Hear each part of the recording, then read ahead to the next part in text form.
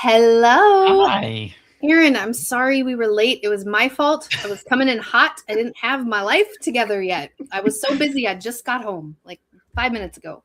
We're here. We're here. We have all of our Star Wars friends. I redid my background a little bit. I don't know if you could see it all. I have an array of helmets. Oh my now. gosh. I didn't know you had all those helmets. I forgot that I had this one, the Sabine one right here.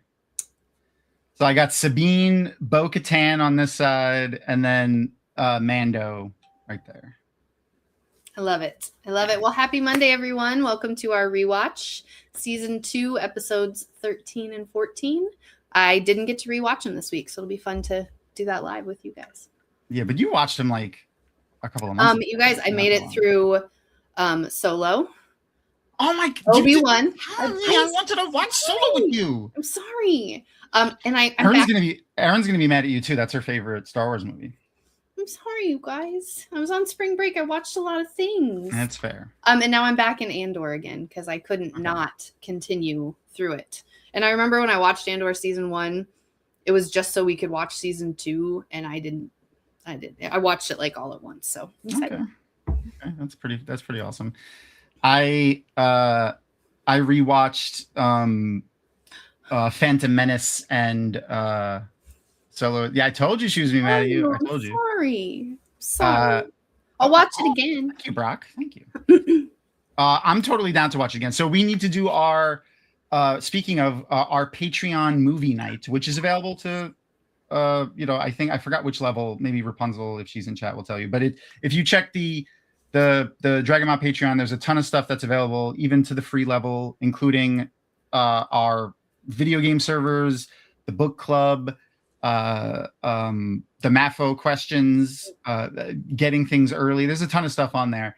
And then we also do once a month movie nights. So maybe we can make it our movie night movie, or Sinners, because I know you haven't seen Sinners yet either. Sinners. I'm fine. We can let the people decide. Yeah, we'll let people decide. We'll throw like a vote up or something, and people can put in whatever they want over on the Patreon for movie night. Speaking of throwing things up on the Patreon, the other thing that's going to be getting ready to go up is our next book club book. I was talking to Rapunzel today, so she and I are going to work on the posts, but we need to vote on what our next book club book is going to be. Oh man, I've been really enjoying The Black Tongue Thief a lot. Like the humor in it is really funny. So this is our current book by Are you listening to it yet? Have you started listening to the audiobook yet? I have not. Okay. I've just been reading it. You're gonna love it so much when you start listening. I'm gonna listen to it probably. I'm definitely going to listen to it before we interview Chris. I just don't know when, and I don't know when that is because I'm still waiting to hear back from Chris. They did say April, so it might be I don't know when in April. So it's just going to be whenever his schedule allows. Probably we'll figure it out. Yeah. Speaking of schedule allowing, someone else's schedule who allowed them to be here with us this evening is patiently waiting backstage for us to finish our nonsense so we could bring them in. So let's bring them in. Look, here comes an awesome guest. Yay! Hello. Hello. Hi, friend. It's award-winning writer, fantastic tarot card reader. Look at all those awards. And are those for your tarot cards or your writing? So these are actually for the cross stitch itself. I love the cross stitch tarot. So yeah, cards. as you can see here I got better pictures. So I love this art. Gosh. I had to pick one of these up when I met Starla at Multiverse. They were really funny. I knew they're very pretty looking. They're so unique in that they're cross stitch patterns that you actually did too. So obviously they're printed on the cards, but right. You did those cross stitches. Yes. So I had the brilliant idea to cross stitch 78 tarot cards on a single canvas. Don't recommend, but but yeah, and then they were picked up by Red Feather Mind Body Spirit of Schiffer Publishing. And how long did that take you? Or how long, let me ask you this, how long did just one card take you to do? So it averaged about a week a card. But some cards were more problematic than others. So, and of course, at the beginning, I wasn't necessarily taking it serious. I mean, I was serious about it, but it wasn't You didn't know I'm what gonna it was sit going to become. Yeah. Right. Yeah. And so it took me about 21 months. Wow. That's Wow. awesome. That's amazing. The dedication is that's awesome. That's so awesome. That I have very limited experience. When I was little, I used to cross stitch with my grandma, and I remember getting so frustrated as things would tangle that it's just, I can't imagine some. And that was very basic things, nothing this intricate or pretty. it's funny too. I was going to say, well, of course she has patience. She's a teacher, but you're also a teacher. Another thing the two of you have in common. That's funny. Those are really, how many cards are in a tarot deck now? I don't actually know. So there's 78. So you have 4 suits, which are kind of like regular playing cards. They're called the major or the minor arcana. And so it's like you have the swords, which are like spades, the cups, which are like hearts. Then you have wands, which are clubs. And then the last suit is pentacles or discs or coins or, you know, it's going to be a circle with the symbol on it. And that is diamonds. And then you have the major arcana, which are the trump cards. And tarot actually originally was a game called Tarochi, and how you played it was very similar to bridge. And so the major arcana were the trump cards that you would play to take the trip. I did not know that. That's awesome. Yeah. I love trick-taking games. I grew up on spades and hearts, and since then, there's some really fun trick-taking games that they've made since then. But sorry, go ahead. Yeah. But no, I was just going to say, you can actually, there are places in rural Italy today where if you go there, you will still see people playing Tarochi with tarot card decks and don't use them for divination at all or anything. That's really cool. Oh man, you know what? So we watched, one of our last rewatches was Agatha All Along. And one of the witches was like a very, very old Sicilian witch who was a tarot reader. So, I mean, she was like a seer. She did more than just read tarot, but like one of her things was she read tarot. So like, that's really funny. I knew that there was like a connection there, but I didn't know it went that far back. That's pretty cool. Yep. Hello, Winter Lady. Hello. Oh, and I saw a new name out there. Alfred. Hello, Alfred. How's it going? Hello. But yeah, no, that's funny. I didn't realize that. I wonder if they knew that. They had to have known that. Marvel's pretty good about doing research like that. That's pretty cool. Yeah. Completely off topic, but I have to mention it because it's freaking fantastic. So like I said, I love trick-taking games. And I'm a huge board game nerd. I don't know if there's any in chat or if you guys are also board game nerds or not. But one of my favorite games, such a simple, easy little game, but it's a trick-taking game. But the theme is fun, and the little extra rules they have in it make it like fun. But it's still at its heart, basically spades or hearts or whatever. It's called Niet. And I think you can that tell, just sounds amazing. Yeah, I think you can tell what the theme might be. It's very Russian themed, and then there's four characters or 5 characters you can play, and they're all very Russian themed. But one is obviously the bears. There's like a bird type one, a rodent type one, and like a tiger, like a Bengal tiger looking, Siberian tiger looking one. Ooh. But they're all wearing, like the Russian garb and things like that. It's really fun. The art is funny, and then the game is actually really fun. Game will take like 5 minutes. Like I love those quick little games like that. Mm-hmm.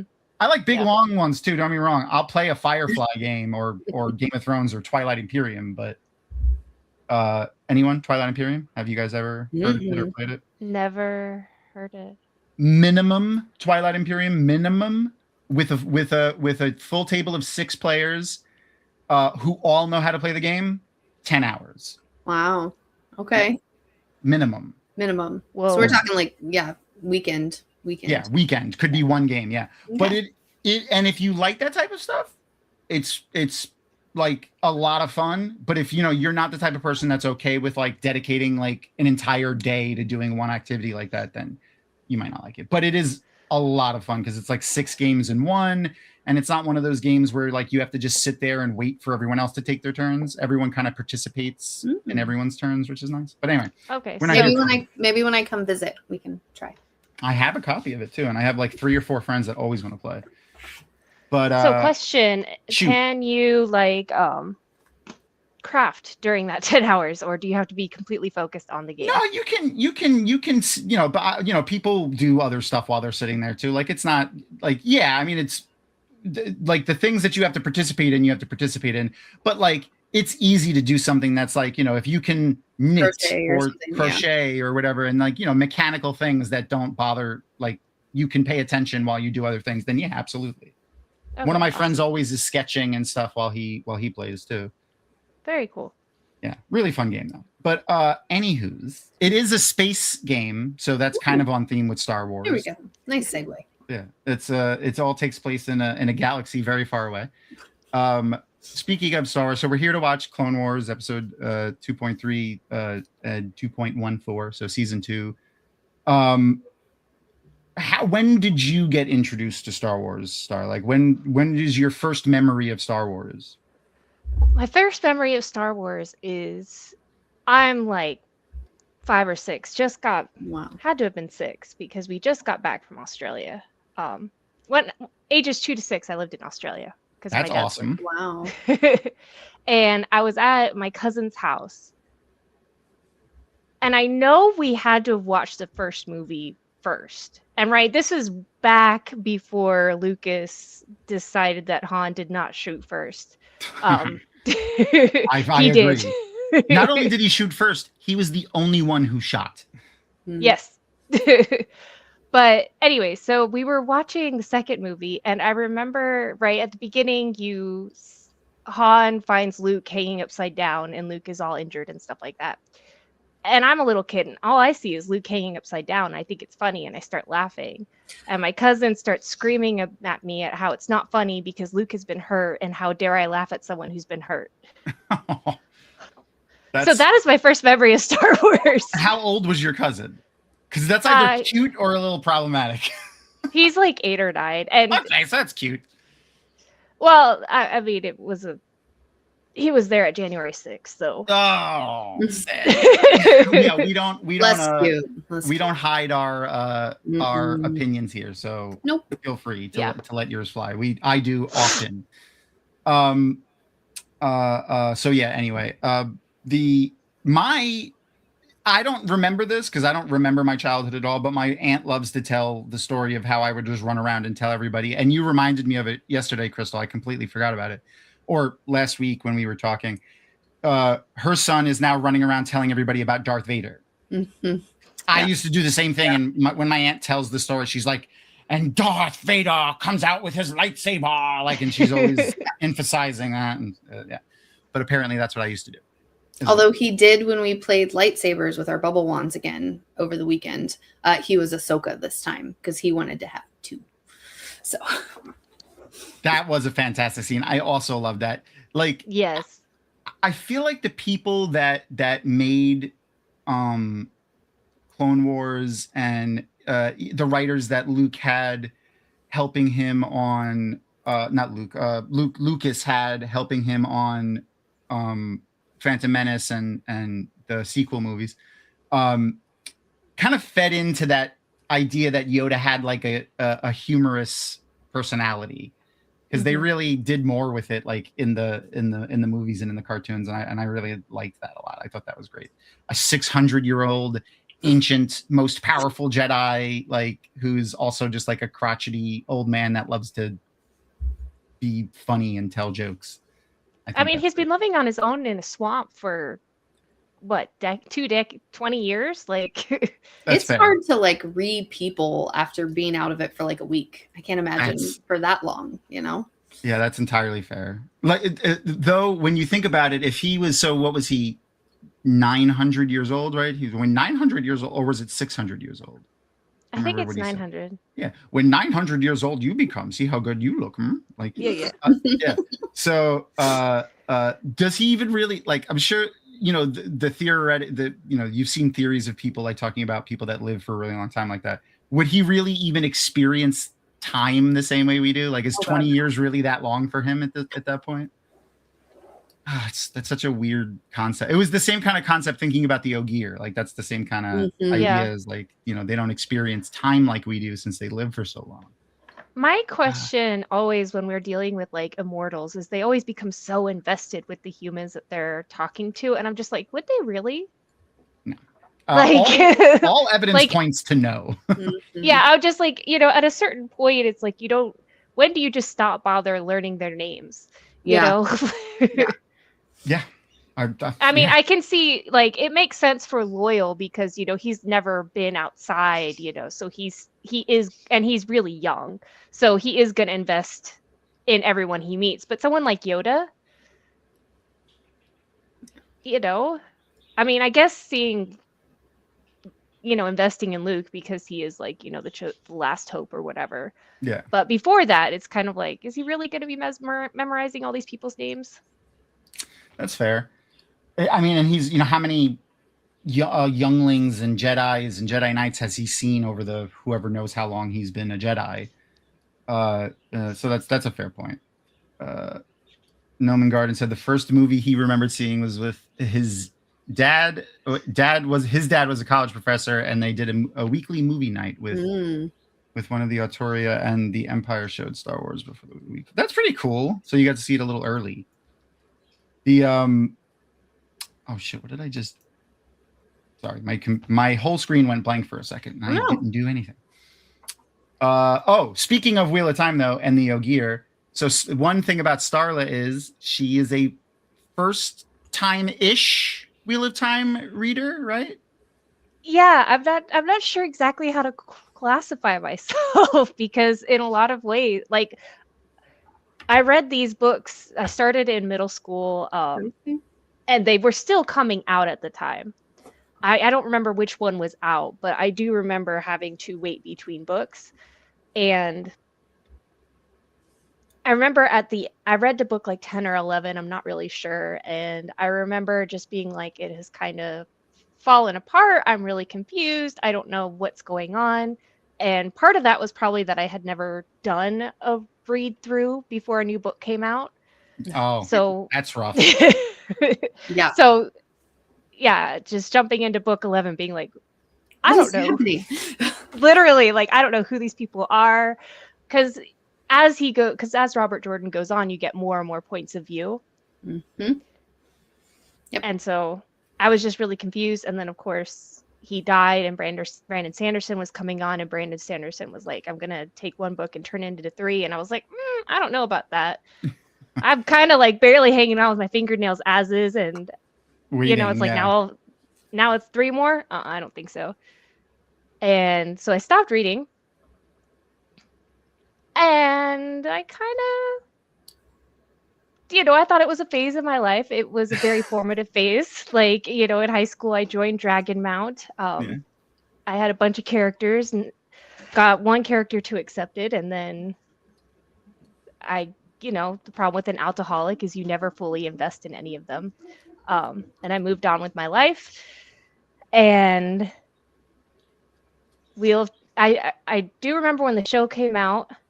And I did notice, and I was like, do I really want to touch that again? And I was like, I tried watching the first. Mm-hmm. It is a commitment. And I tried watching the first episode, and I was like, I don't know what this is. Yeah. But then at Multiverse Con. Yes, that was really funny. What's up, Reverse? Yeah, because we were. This is my favorite. I was the moderator for a Minecraft panel, and Tom was the panelist.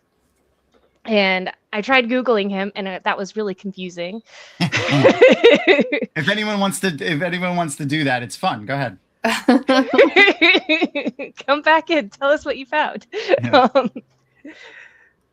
But so anyway, so it was like Wheel of Time was not a thought in my head. I was just like, this is Minecraft. I can tell he does some kind of streaming, so whatever. Yeah. And we're chatting about Minecraft stuff before the panel, and then the panel starts, and it's like, oh yes, introductions. And then Tom starts introducing himself. And he mentions Dragonmount. And it was like someone like, you're driving down the road, all of a sudden they pull the e-brake, That's flip what it looked like. I remember like, I remember you whipping your head around and like your hair like fly like because you went so violently. You were like Dragonmount. It was funny. And I was really like, funny. wait, you mean the forum, the RPG, Wheel of Time? Still all there, still there 29 years later. Literally. And I was just like, and Tom's enthusiasm for Wheel of Time and finding out that Dragonmount still existed and that I could become Aes Sedai still. That you can get it done. We'll get you through. I will. I'm about to be raised to accepted. I'm not. Yeah. So that's exciting. But anyway, so yes, it has started a fresh look at the series. I'm at Path of Daggers, and as I started reading, I realized that I had forgotten basically everything.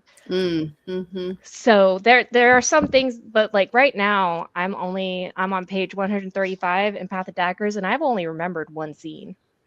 Oh, which reminds me, let me put up this the banner. So no spoilers in chat, please. Path of Daggers on. So just stop at Path of Daggers for spoilers for chat just for tonight. Oh yeah, right. Reverse is on the same book right now, but he's been stalled for a little while because real life is harsh right now. It happens. But speaking of the Dragonmount forums, I have a fun thing that's going on right now. The Yellow Aja is currently hosting a Women's Health Month in celebration of Women's Month, which is this month as well, March. So I shared a link on in chat so that you could find all of the events that people are and things that people are posting. There's like a match game going on. You started a thing, and this is and I want to talk about this. And I'm curious to what chat says about this, and I want to hear your theory on this because I read your post and I liked it. Do you want to introduce it? Sure. So my discussion post is about the nature of healing and people with chronic illnesses within the Wheel of Time. Within the Wheel of Time, because that's not something you actually really see much from Robert Jordan is people who are disabled, and I'm just like, because obviously, right, healing can't regrow a hand. Right. So how would that work with like a type 1 diabetic or, someone with POTS like me, or let's say you have a spinal cord injury, like Christopher Reeves. Yep. So and it's like, we know that like Summer Hajj has a lot of medical knowledge and stuff, and that allows her to do fun torture stuff that, someone like Nynaeve, she can't do because she doesn't have the medical knowledge of where certain receptors in the brain are. So how much does? Yeah, I mean it's a great question. Like, so can healing heal chronic illnesses? Well, so see, I'm gonna say no. I just think about like, so they can't, old injuries. Like, think about. I'm trying to be careful with Tom. Yeah. Brock, Tom be had a careful. limp. This might get a little spoilery if you're still listening. He's only on The Great Hunt.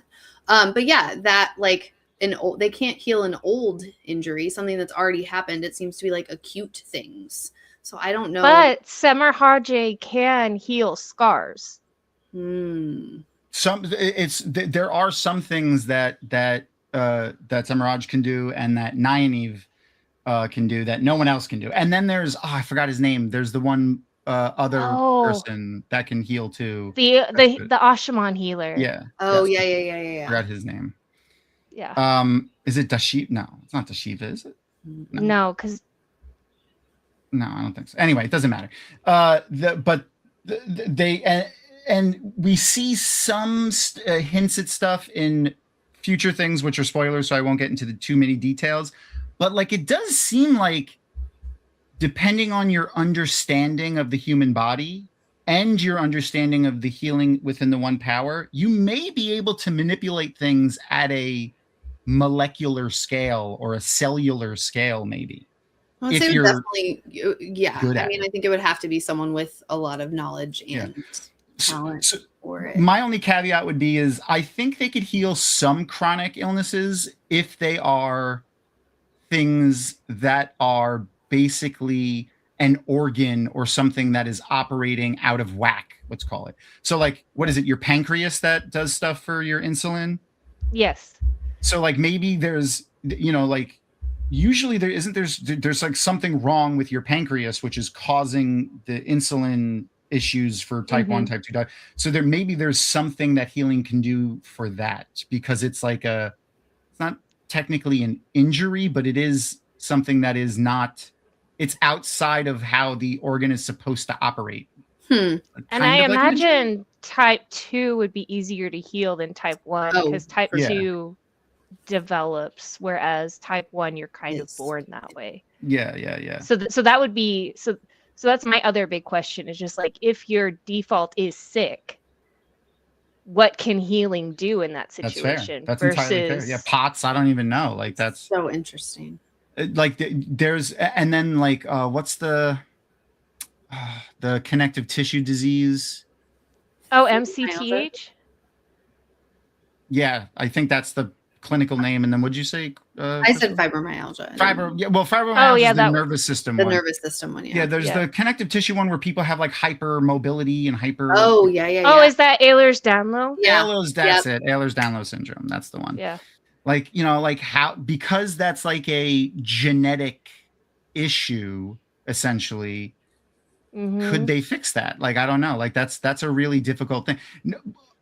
Agenor did do experiments that altered genetics in living creatures. So like, theoretically, genetic alteration with the one power and science is possible. I don't know. But but like that road is always extremely horrible and dangerous. Just look at our own world history for clues into that. Yeah. Henry Ford and his friend over in Germany in the 1930s. Anyway, speaking and even really recently, there was that Chinese geneticist who claimed that he had altered the genes in those babies. I remember something about that. I don't remember the details. Yeah, I think it turned out that he had actually like fabricated some of his research, and he was, But even before that, like, there was a lot of negative backlash for what he had done, and he was just like, "Look, I'm trying to move research forward so that we can help people with these genetic conditions." Yeah. And that's sickle cell anemia. Sickle cell anemia. Yep. That's another one that they think will be cured within the next 10 years. And also Noman Garden said type 2 diabetes is small studies have shown cures with little to no side effects. And I think it's still in animals though. I don't think they've done humans yet. Yeah. Maybe they have. I haven't followed the diabetes research.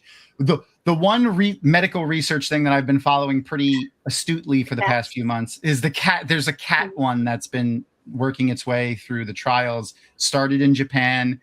A biologist in Japan had a cat for the first time when he was in college or something like that, and it died when it was like 7 or 8 due to kidney disease due to not drinking water. And he did all this, and that's a common thing with house cats, is they develop kidney issues from not drinking enough water. And he did all this research into why that happens and how it happens to cats in the wild and stuff. And he developed a vaccine that apparently is starting to show promise in how effective it is. They have to keep picking different genes to hook it onto. When it works optimally, they said they will raise the average age of cats from between 8 and 12 to between 20 and 30. Wow. Oh my God. Incredible. Yeah. So, and it's just a simple one-time vaccine that you give to a cat, and then that's it. That's wow. Yeah.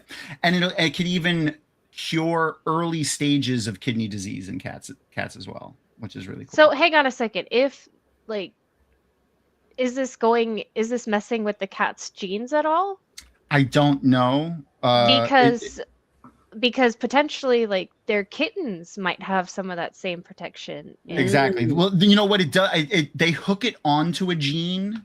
Like they take the cat's cellular DNA and like stem cells from the cat, and then do stuff to it, and then put it back in the cat.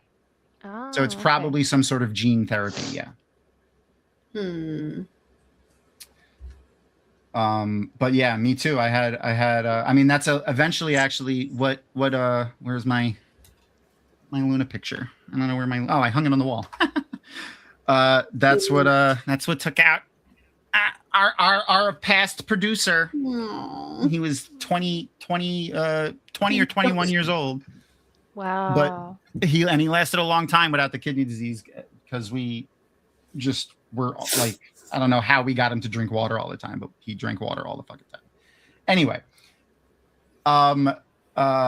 I really hope that continues and that we can get that done, and all of the other vaccines that they're working on. Vaccines are good, people. Obviously, talk to your doctor before taking anything because you don't know what you might be allergic to. But right, and we do not have healing in the real world. No, we don't. But I do like the thought of how it would work with a chronic illness and how that would work. Like, I think it would come down to, is it like a issue with an organ, with an internal organ that can be corrected, or is it a genetic issue, or like you said, like missing a hand, missing a leg, they can't regrow them, or they don't know how to yet. Yeah. I would love to see, like, I've had so many fourth age. So I don't know if you know this, Starla. What we refer to the fourth age basically as the time after the books.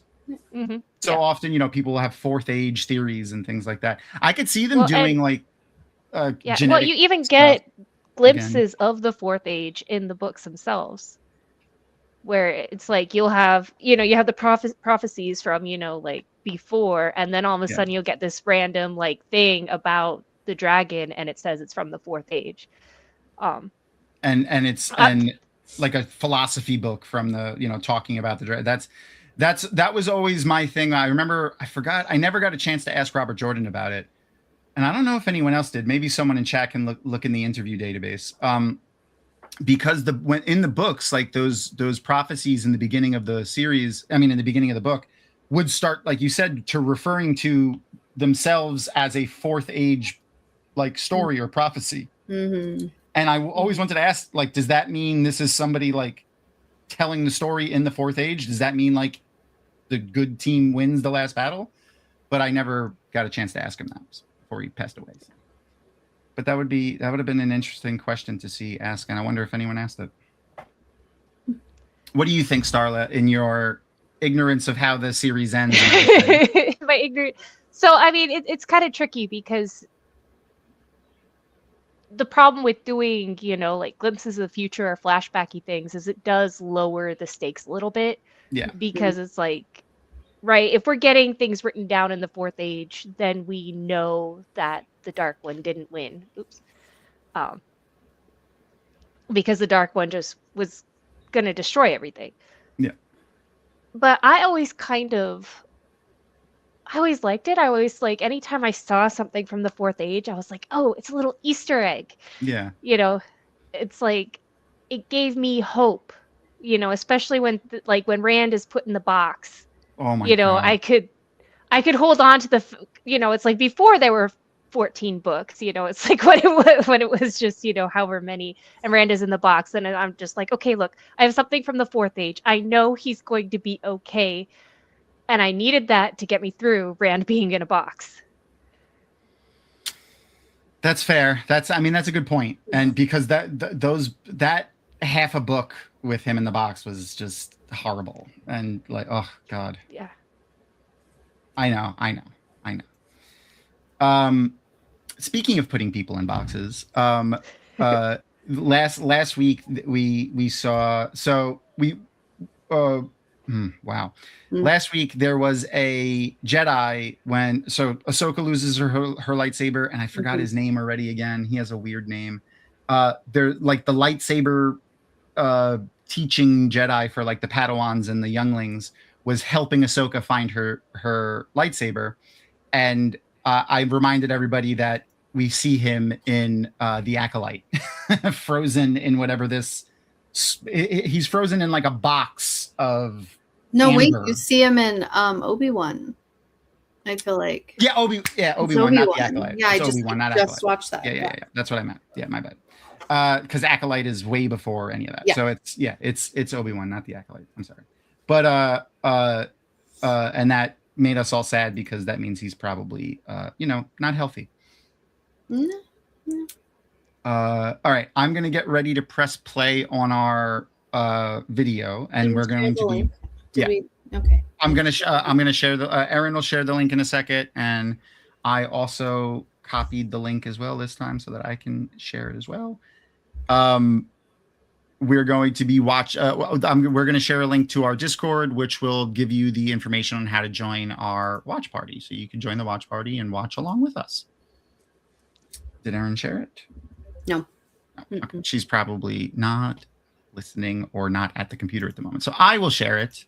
I just have to remake it because I didn't have it clicked. I forgot that it takes the link away from you when you click on another window or whatever. So, all right, I posted the link into Discord so that you guys can get ready, get all queued up, join the stage that's there, and we'll post the information on how to join the watch party in a minute. But if you click that link, and for people in chat here, Crystal and Starla, I put the link in the little private chat. That's if you look on the window of the thing. Mm-hmm. That's if you're joining on that device that you're on, and not like a laptop or something. Anyway. Okay. Will this take me out of the stream thing? If you click on it, you're using your phone, right, for your camera? Yeah. Yeah, you want to use it. You want to click it on your laptop or whatever you have for your to watch the show, whatever computer you're using. Tom, was there some other news this week that we want? Yes, that's the other thing I wanted to mention. So this week, iWatt Studios announced that they will be doing, or that they're still doing, the animated either TV show and/or films plus a open world RPG and Wheel of Time game. And I think my feelings on iWatt and Red Eagle and the people that run that are well lamented versions of Dragonmount lore, but I would like to see it get made and get made well. Absolutely. Yeah. I'm just tempering myself because the first time that I heard these guys talk about making a video game and an animated series was in 2010. Yeah. 16 years ago. It's almost as long as George R.R. Martin's been writing The Winds of Winter. So wow. And almost as long as they've been making Grand Theft Auto 6. So one of those things will eventually happen. I honestly, if you're asking me, I don't think it's going to be the Wheel of Time, the animated series, to be perfectly honest with you. I did also hear that the studio is known for using AI as well. They did have an AI. I don't want to game. Yeah, accusation on things, but they haven't released anything about. They haven't made anything yet, so there's nothing for them to have used AI on yet. But their views on AI aren't great. They have talked about using AI in things, so that's. The other part of this is just from a business perspective. I can't see how any investor would look up the company, and if you just Google iWatt Wheel of Time, the first 5 things that show up are Reddit pages just shitting on Red Eagle Entertainment. Yeah. So I feel like any investor that could potentially come into it is going to see that, but they did say that potentially they're partnering with the guy that did Arcane on Netflix. Did you know about that show? Starla? Yeah. I mean, the animation style that was not a gorgeous. Surprise to him. But no. Yeah. I think this is the general consensus: is we hope it's true. We hope that. Yeah. And fun fact, I met Rick Selvig and Larry Mandragon at JordanCon 2 or 3. And at the time when they were the video game that they were talking about was for the Wii, because that's how long ago it was. Yep. Yeah. And Well, I still have my Wii if they ever go back and do that one. So. we do too. I gotta hook it up one day. But and the game was going to be the accepted test, and you would use the Wiimote to like draw symbols to like wow. Okay. Yeah. Like very like a certain other game that was out around that same time on the Wii that used wands.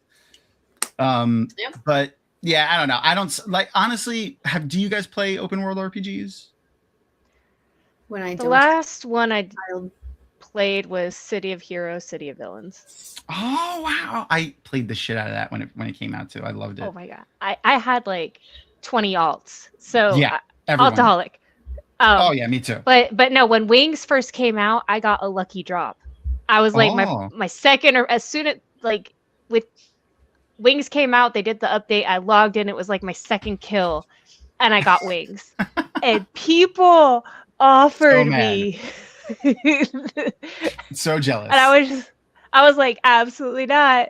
They offered me like millions and millions of whatever the in-game currency was, and I was like, nope. No. These are getting equipped right now. Yeah. That's fantastic. Yeah. So for people that don't know, City of Heroes, City of Villains was a like a Marvel DC-esque, but not endorsed by Marvel DC at all.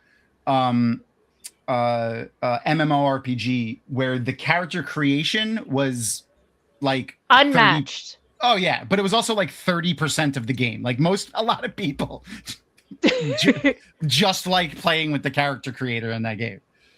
Yeah. Me being one of those. I mean, I did play the game too, but like I made more characters in that game than I spent more time creating characters in that game than I think playing the game, to be honest with you. And then it's like you would get them to, I think, what level was it? It was like 10 or 14 or something, where it's like there was a certain level, because you always had to get a move option, and then there was a certain level that was kind of early in the game, and as soon as you unlocked it, you could basically go anywhere. Yeah, you could fly. Oh, yeah. You could get movement things. You could fly, teleport, a couple of other little things. Right, and so, but basically, it was like once you got your character to that point, then it was like, cool, next one. Like the other funny thing about it was if you made a character that looked too much like a DC or Marvel hero, your character would just get deleted. Oh wow! Like the devs would they had some sort of, I don't know. I'm guessing it was like an early algorithm that would search for characters that looked too much like the Marvel heroes and DC heroes, and they would just get deleted.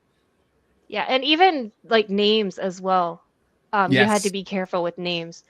So it's like you would see people with these you saw what's that Stephen King series, Dark Tower. You would see characters from so you would occasionally see like his name or something like that, right? Yeah. But again, those were very rare, because as soon as anyone like commented in chat, then that would like ping. Yeah. There was no warning. There was no nothing. Your character would just get deleted. No, that'd be awful. Yeah.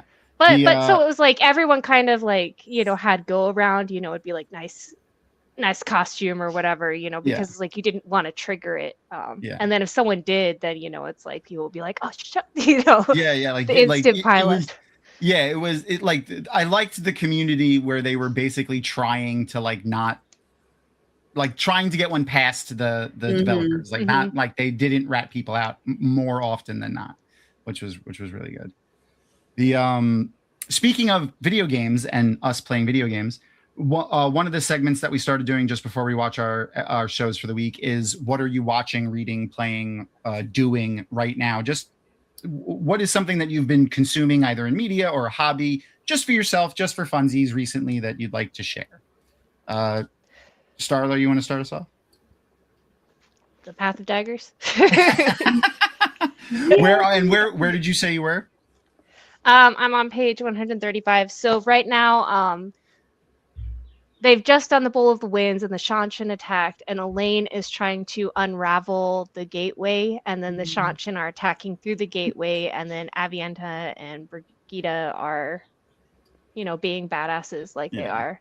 That's a really good scene too. Like I forgot about that scene, Because when you said Bowl of Winds, I was instantly like, oh god, that's one of my least favorite storylines in the book is the Bowl of Winds. It's honestly a lot of it is unnecessary. Where I'm just Yeah. like, we're just pissing off the sea folk just to piss off the sea folk. Pretty much, is what it feels like.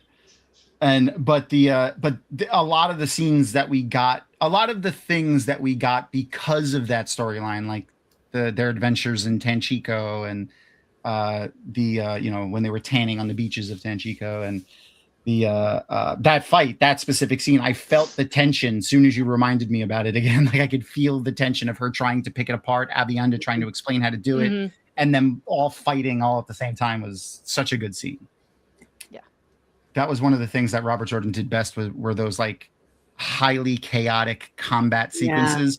I never feel lost in them. Yeah. No, and it's like I love his combat sequences just because you get that high stakes. You don't really know how the battle is going. There's a lot of confusion. Both sides are killing both sides. Yeah. And that's one of the points I think he makes is that when you have these high explosive attacks, you're also killing your own people. Mm-hmm.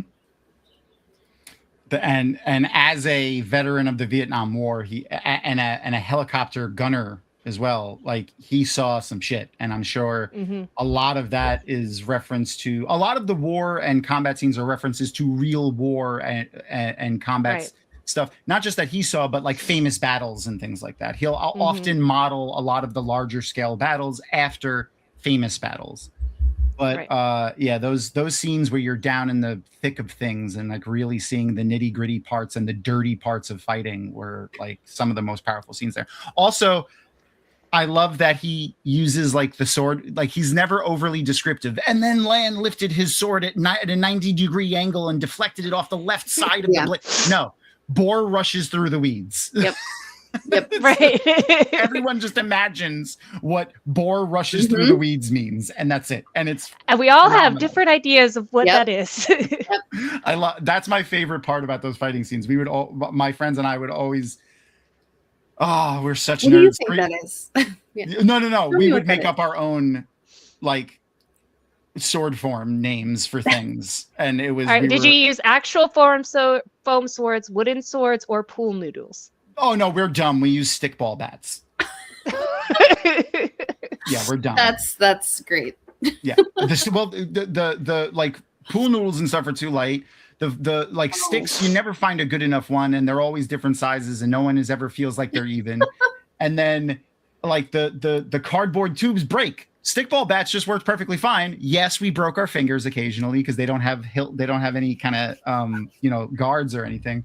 But we choreographed some epic lightsaber and blade master fights on the beach. I will say that. Oh God, I used to get taken home by the cops often. Like when we were walking home, like we'd be walking home from the beach with our stickball bats, but there would be like 6 kids with stickball bats, and they would be like, "What are you guys doing?" Like, we were choreographing lightsaber battles on the beach. I'm like, sure you were. Sure. Get in the car, and then my mom would be like, "What were they doing? Walking down the street?" Let him out of the car, and he's like, "Go back to Rob's house." My mom would be yelling at me, "Just leave, get out of here, go back to doing what you were doing." And then she would just be yelling at the cops because, yeah, that's what we do. All right, so I think everyone is joined the channel. Let's share the link one more time, and then I'll give everyone a countdown, and we'll press play on the episode. But real quick, I want to share the thing that I watched this week that I wanted to talk about, which wow, my brain just blanked. Yep, it's completely gone. No, shit, Crystal, you go first. Okay, so what I watched this week was, I don't want to say super old because it was only 2013, but I watched The Great Gatsby. I tried to get Tom to stream it with me, and we didn't hook up in time to stream it. No. But honestly, one of us napped, the other one forgot. Yeah. It honestly holds up. The music was really great. The impetus was I went to go see The Great Gatsby musical this week, so it was cool to have that to compare it to. It is worth a rewatch. Like, I would watch it again in a few years. It was worth it. I liked this new version of The Great Gatsby. I tried to find the 1974 and I couldn't find it streaming. Yeah, you have to pay. It's like $25 on Amazon or some nonsense. But the that's what it was. I watched that new show on HBO with Steve Carell, Rooster. Oh, what's that one about? He is a writer. He's an author. Okay. And the episode kind of just it's very low stakes. It's not like a big epic thing or anything. He's a writer. He goes to a college and he's being a guest speaker, but then like you find out his daughter is actually a professor there, and she's going through some stuff. She just her and her husband just split up because she caught him cheating on her with one of his students. It's a comedy. Okay. And it's a little bit of a dark comedy.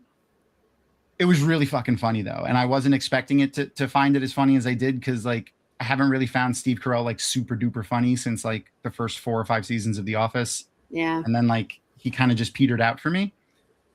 But it was really, really funny. Like I really enjoyed it. The all of the other actors and characters in the show, like around him, are also hilarious. The woman that plays his daughter is really funny. The whole show is just a comedy of errors, and it's fantastic. And some of it makes me feel seen, mainly because of just the way he reacts to things, and like he gets so embarrassed in certain situations that I'm like, I feel exactly the way he is acting right now. Like I could feel it in my neck and my back. Like he just, if you don't like some of that more cringy, like embarrassing humor, it might make you feel a little inside. Like it does for me, but it wasn't too much. Some of that I can't watch. It just makes me feel all, and I don't like to watch it. But anyway, it's a pretty fun watch. I think there's 2 or 3 episodes currently out. And then obviously The Pit. Pit is fantastic. I talk about it all the time. This week's episode was nothing new. It was amazing, just like every other episode has been.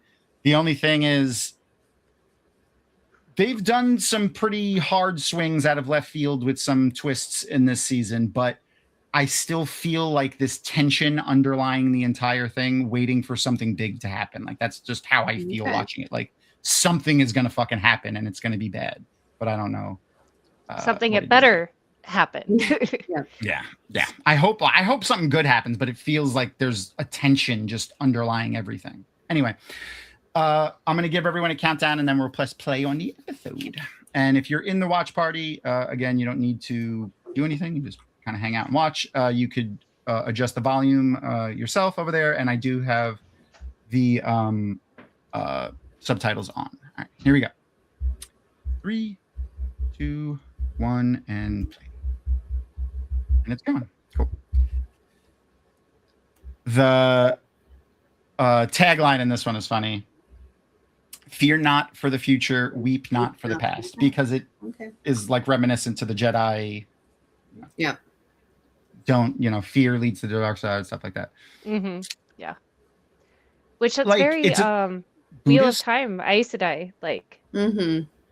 Same, exactly the same. I mean, there's a lot of the theology that's based in there is from the Buddhist theology. Rand is the Buddha.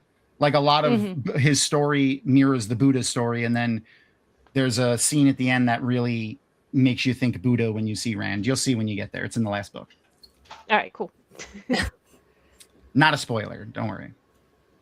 Spoiler alert, Rand's still alive in the last book. That's the only spoiler that I got there. Wow, Tom, way to go. I know, I'm terrible. I'm the worst. How dare you? I was just going off the assumption that he would at least live to the last battle. To the last battle, yeah. Yes. That's the only spoiler I potentially gave you there, is that he does in fact live to the last book. Whether he is sane or not, like those are 2 different things. That's neither here nor there. Yeah, you could be alive and insane. Absolutely. Look at our and hey, as long as he's look at our current administration, guys. Yeah.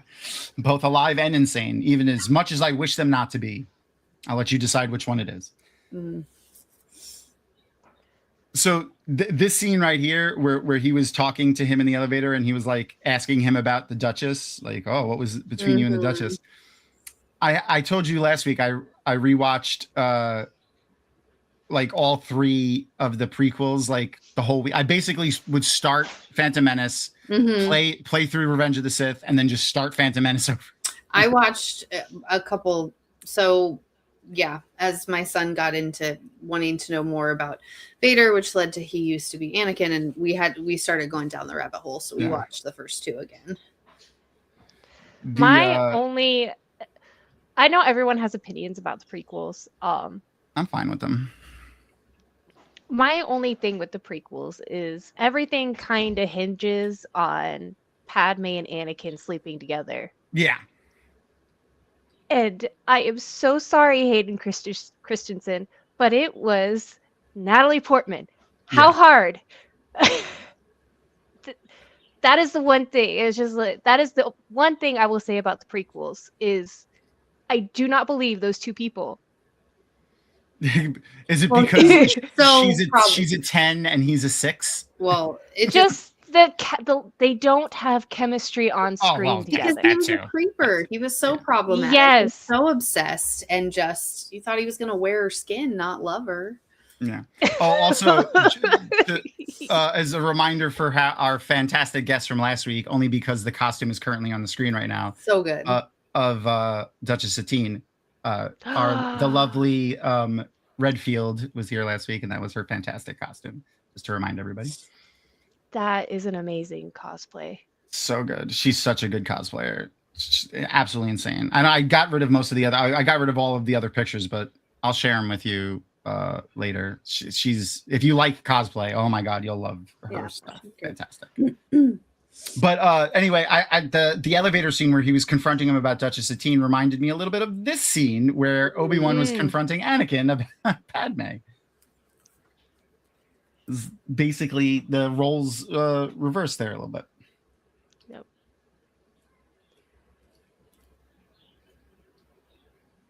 Oh, and there's a comedic actor in this episode specifically that I absolutely adore. I forgot which character he's playing. Give me 1 second. I had it pulled up, but then I moved up it. Oh, he's playing Tal Merrick, the guy that was just on screen with like the headscarf and like the cape. Mm-hmm.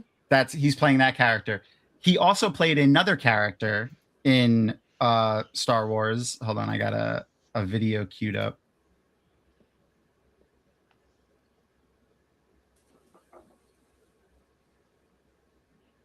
And don't worry, I won't let it play for too long or anything. It's got sound on it.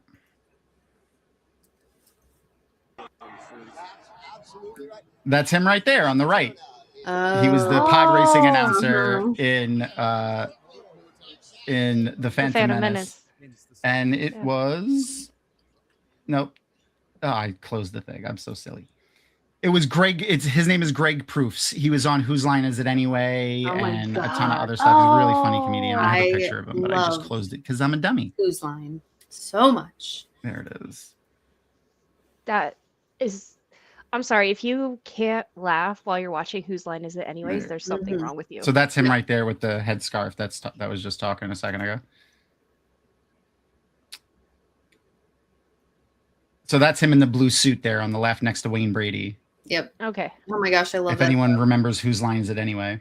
So good. Kind of want to watch it now. I know. I would. Yeah. I loved Whose Line. I used to watch it all the fucking time.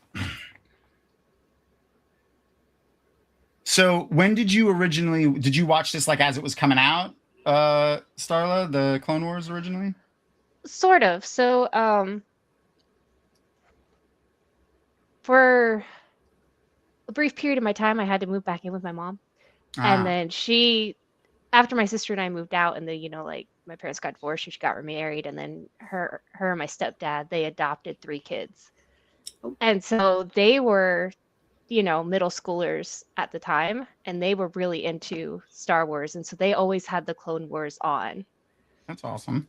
So it was like, I've never like sat down and watched like beginning to end straight. It was always just kind of like, just always on, and just this amorphous sea of like, recognizing certain episodes and storylines, but not being able to be like, oh, that came from, whatever specific episode. Yeah. The I generally like, especially if I'm crafting, especially with like if I'm cross stitching or whatever, it's nice to have the background noise. I'm not necessarily paying really close attention because I'm focused on counting. Yep.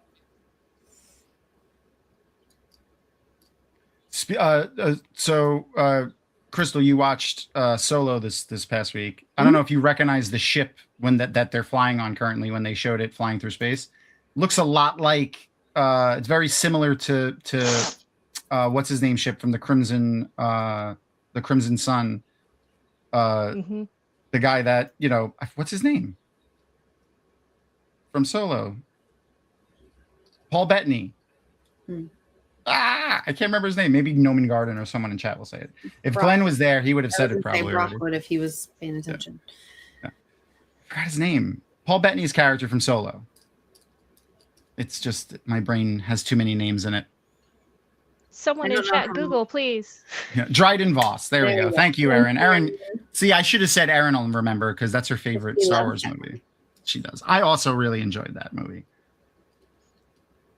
And Dave Filoni played yet another character in that movie.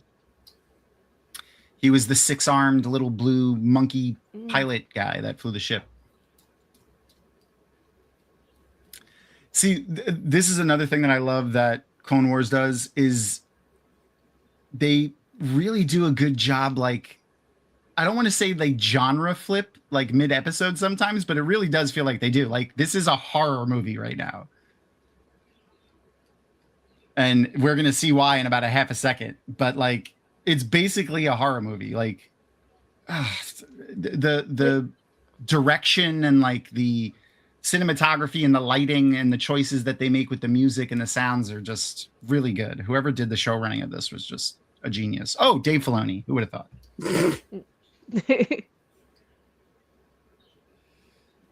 And just to remind everybody, if you enjoyed, like we all do here on Dragonmount, Avatar: The Last Airbender, the animated series, Dave Filoni is responsible for the majority of the first season of the Avatar: The Last Airbender. Here we go, right here.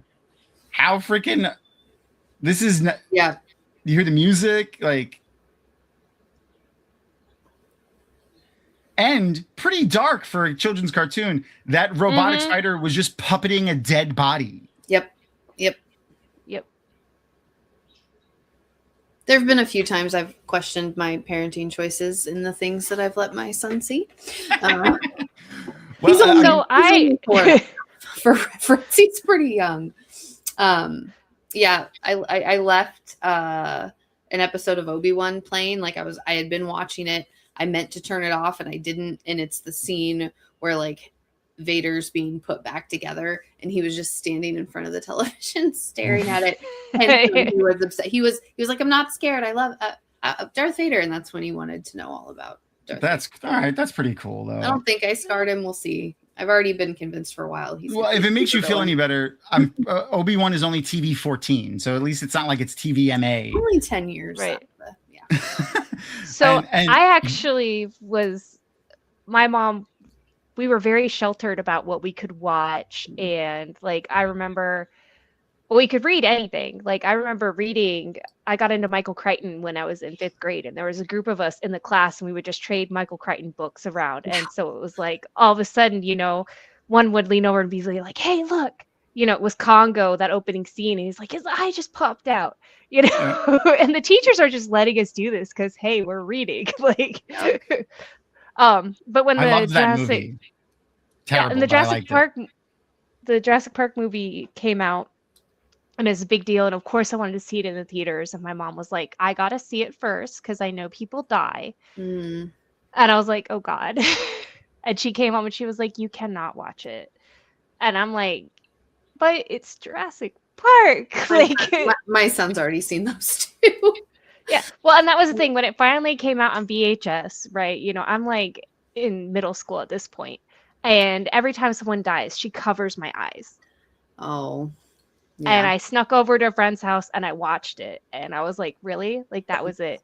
And so now kind of like my reaction is I basically kind of let my kids watch whatever they want. Like I grew up with my grandparents, was very similar vibe and situation. I couldn't see anything. And so I don't limit a lot of his, media. And we talk about the big things that happen and, have that. Oh, you mean you don't lie to them and tell them that everything is fake and everything is great all the time and everything is unicorns and rainbows? Who would have thought that is a good idea? Nope. Oh, everyone. Why? Did I tell you what he did this week? No. He walked in the room covered in marker, just everywhere. And I was like, bro, just draw on paper. Don't draw on yourself.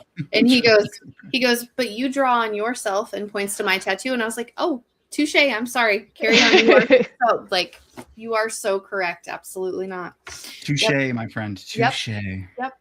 Can't fight with that. You can't fight with that. That's good logic. So my kids have definitely asked about my tattoos, and one of them, I think he's gonna get one when he's older, the younger one, because he's just like, that's pretty cool. The older one was like, does it hurt? And I said yes. Yeah. And he goes, how bad? I'm like, well, take a needle and poke yourself stab. And he just went, oh no, absolutely not. And I'm like, yeah, not everyone can get them done. I always described it as if you've ever had like a really bad sunburn and then someone just goes like this. Yeah, it's like it's scraping, really. Yeah. Some spots worse than others. That's how I've always described it. Specifically, this spot right, like here, was not fun. Yeah. Just the back of my ankle. Yeah. Yeah, right on your Achilles tendon. I've wanted to take stuff up, but I've heard this part of your arm is like really bad. On my other arm, it got real close to that, and it was a little twitchy, but maybe someday. Yeah. My finger hurt really bad too, but it was over so fast where it was like, because it's so small. It was so small, so I was just like, oh, what the fuck? Oh, okay, we're done. It's over. Hello, what's up, Leah? Hello. I made it all the way through. What did I say? Solo and Obi-Wan, and I'm You're back watching in Andor. Andor again. Yeah. Sorry, I went really fast over spring break. That's fine. That's exciting. And there's Greg Proofs again. Tal Merrick. Oh God. So we were talking about, I was on with the puppets yesterday, and we were talking about a potential animated series for the Wheel of Time, which is what we mentioned earlier. And we were talking about the types of animation we would like to see. Like, if the Wheel of Time show got made in an animated series, what type of animation would we like to see it in? And to be honest with you, I wouldn't hate it if it was in the Clone Wars style. Yeah, no, animation. that's what I was gonna say. I think that'd be great. Especially, I mean, if we're doing like dream wishes, Coraline style. Ooh, that's interesting. Okay. Was that stop motion? Yeah. Yeah. But then it was like how the ghosts were kind of like see-through, but using that for the weaves. That would be really interesting. I don't know if that would actually save them any money from doing it in live action. No. Like, this is not, this is not taking into account budget or reality or anything. Like, my dream, how I would imagine it. That would be cool. Oh man, oh God. But could you imagine stop motion with the Ogier or the Trollocs or like the Ogier would be cool, but the like, I'm imagining like the Coraline like style horrible nightmare creatures, but now merge roll, and I don't like it. But I also kind of like it. It's like, do you not like it in a good way? Or kind of, yeah. I also brought up the Vox Machina animation style that they had there, which is kind of like a mixture of the 3D and like cartoonish elements. I liked that too. And there's a ton of magic in it, like visual magic, where the Force in Star Wars is all just like invisible stuff, unless it's Force lightning. Yeah. And then we talked about Jansen brought up a really interesting point. I'm kind of interested to see what chat thinks about it, and you guys too. A super low budget, like Xena Warrior Princess style show, but Wheel of Time. Oh. The thing is, Xena worked because there was camp in it. Mm-hmm. If you don't have the camp, it's not gonna work. Yeah, I Yep. would not want the Wheel of Time to be campy. That would. Yeah, Same I with like agree. it's the same reason Mystery Science Theater 3000 worked. Mm-hmm. If it was serious, it would have bombed. Yeah. And Wheel of Time is serious. It's too serious, yeah. The only I was like the only way that would work is they couldn't do the main series because there's too much one power and like doing all the one power invisibly would people would lose their minds. But if they did it during like the reclamation or whatever, I forgot what it was called, like after the War of Power, the world is destroyed and people are just like wandering the earth and stuff. Low budget for set design because everything's broken. Yeah. Mhm. There's almost no Aes Sedai, so like you don't need a whole lot of one power usage. Mm. You could just go to a junkyard and film. Exactly. I love it. I love it. But I liked the idea. I thought it would be funny, like for like if they did like a mini series like it or a joke, like a campy thing. But I don't see them ever doing something like that with the Wheel of Time, like especially as like a first run of a show. Weren't they talking about the feature-length films like before the show even came out? Oh yeah, I feel yeah. like IWAT has been talking about making films and television shows, both live action and animated, since 2010, 2011. That's why I'll believe it when I see it. But you know what? We have to hold out hope because we did eventually get a Red Dwarf movie and That's more fair. seasons. That's fair. That's fair. That's entirely fair. And I'm not gonna just like X them out.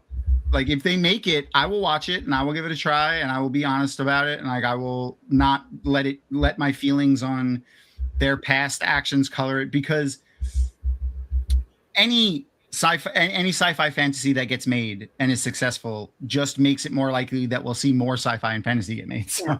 No, it's true. Yeah.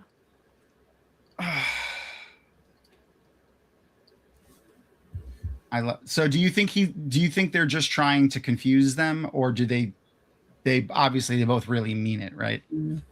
Yeah, I worry about a film too, reverse. I just don't think you can.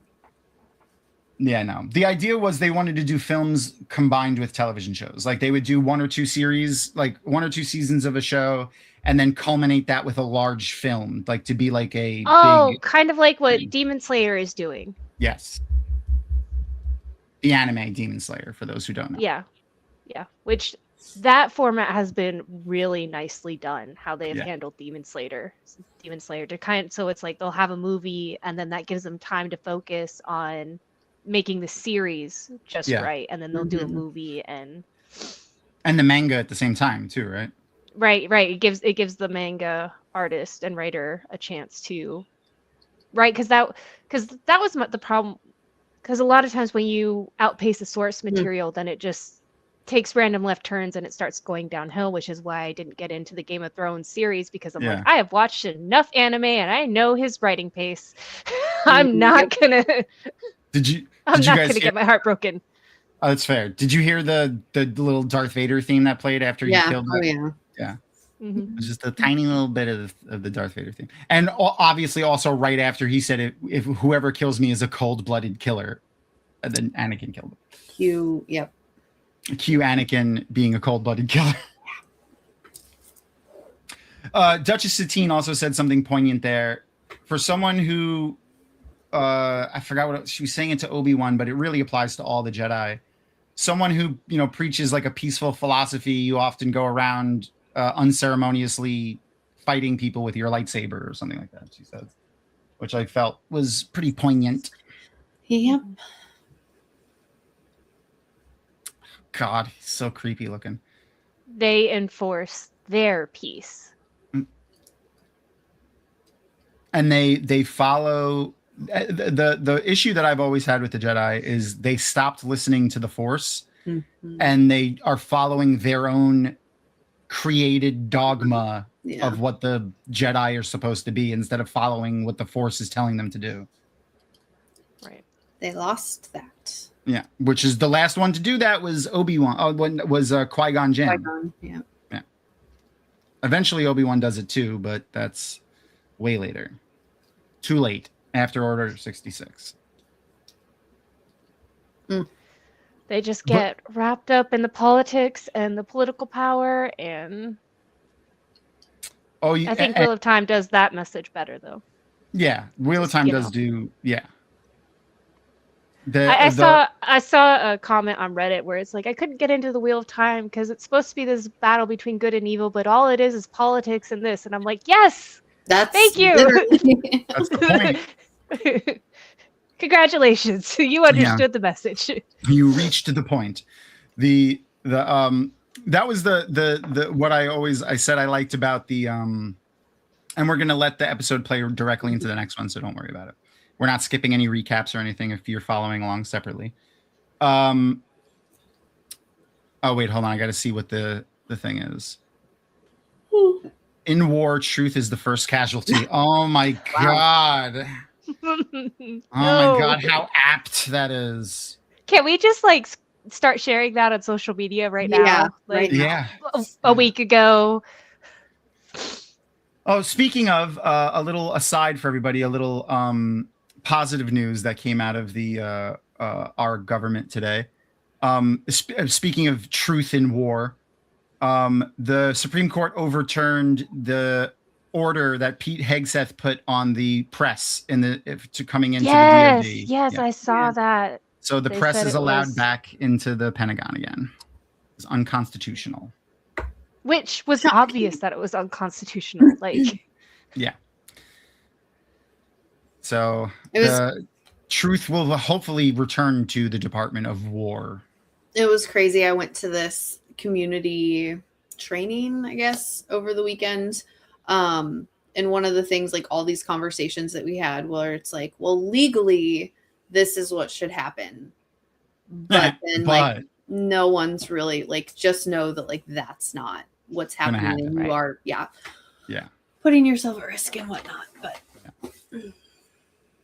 yeah, it will be crazy to look back on this in 30 years. 100%. The historians will mark the day that the Tangerine Terror said that he was bombing another country for fun.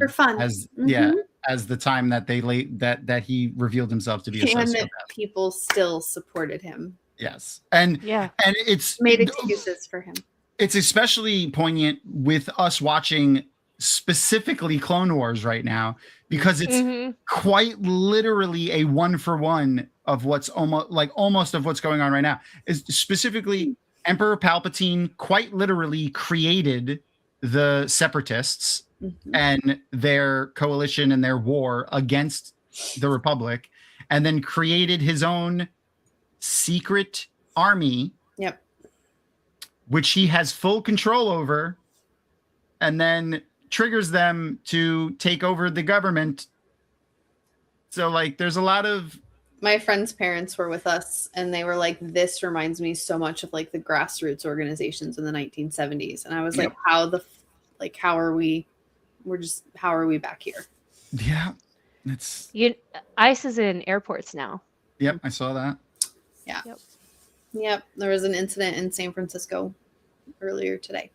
Yep. And you can be searched. They did it in airports because just walking into an airport makes you eligible to be randomly searched with no provocation or anything, no protections, no nothing. You could setting foot on airport, not just in the buildings, in the arrivals or departure lanes and stuff. Same, you could be randomly searched no matter what. Luckily, and if you deny it, you can where get I live detained. right now, like TSA is private, and so they've said that they won't be here. So. Yeah, any place that has private TSA and not the government one. Yeah. But that is such a similar thing to things that Palpatine did especially after he takes over, assigning everyone chain codes. You can't fly unless you have a chain code. You can't get money unless you have your chain code. Just quite literally the things that they're trying to do right now. The government holds no secrets from its people. The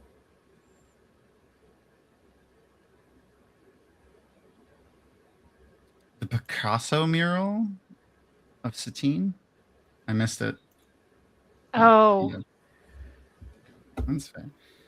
Oh, good. Love that. Love that. Yeah, it was a mumbling thing. Oh, God. It's so annoying. So they, and my favorite part of this episode is the government lying about something that's going on in another country so that they can insert themselves into a war in that country. That's literally what the Palpatine is doing to Mandalore right now. Mm-hmm. We're going to go defend the people of Mandalore. And here's the leader of Mandalore. See? Literally.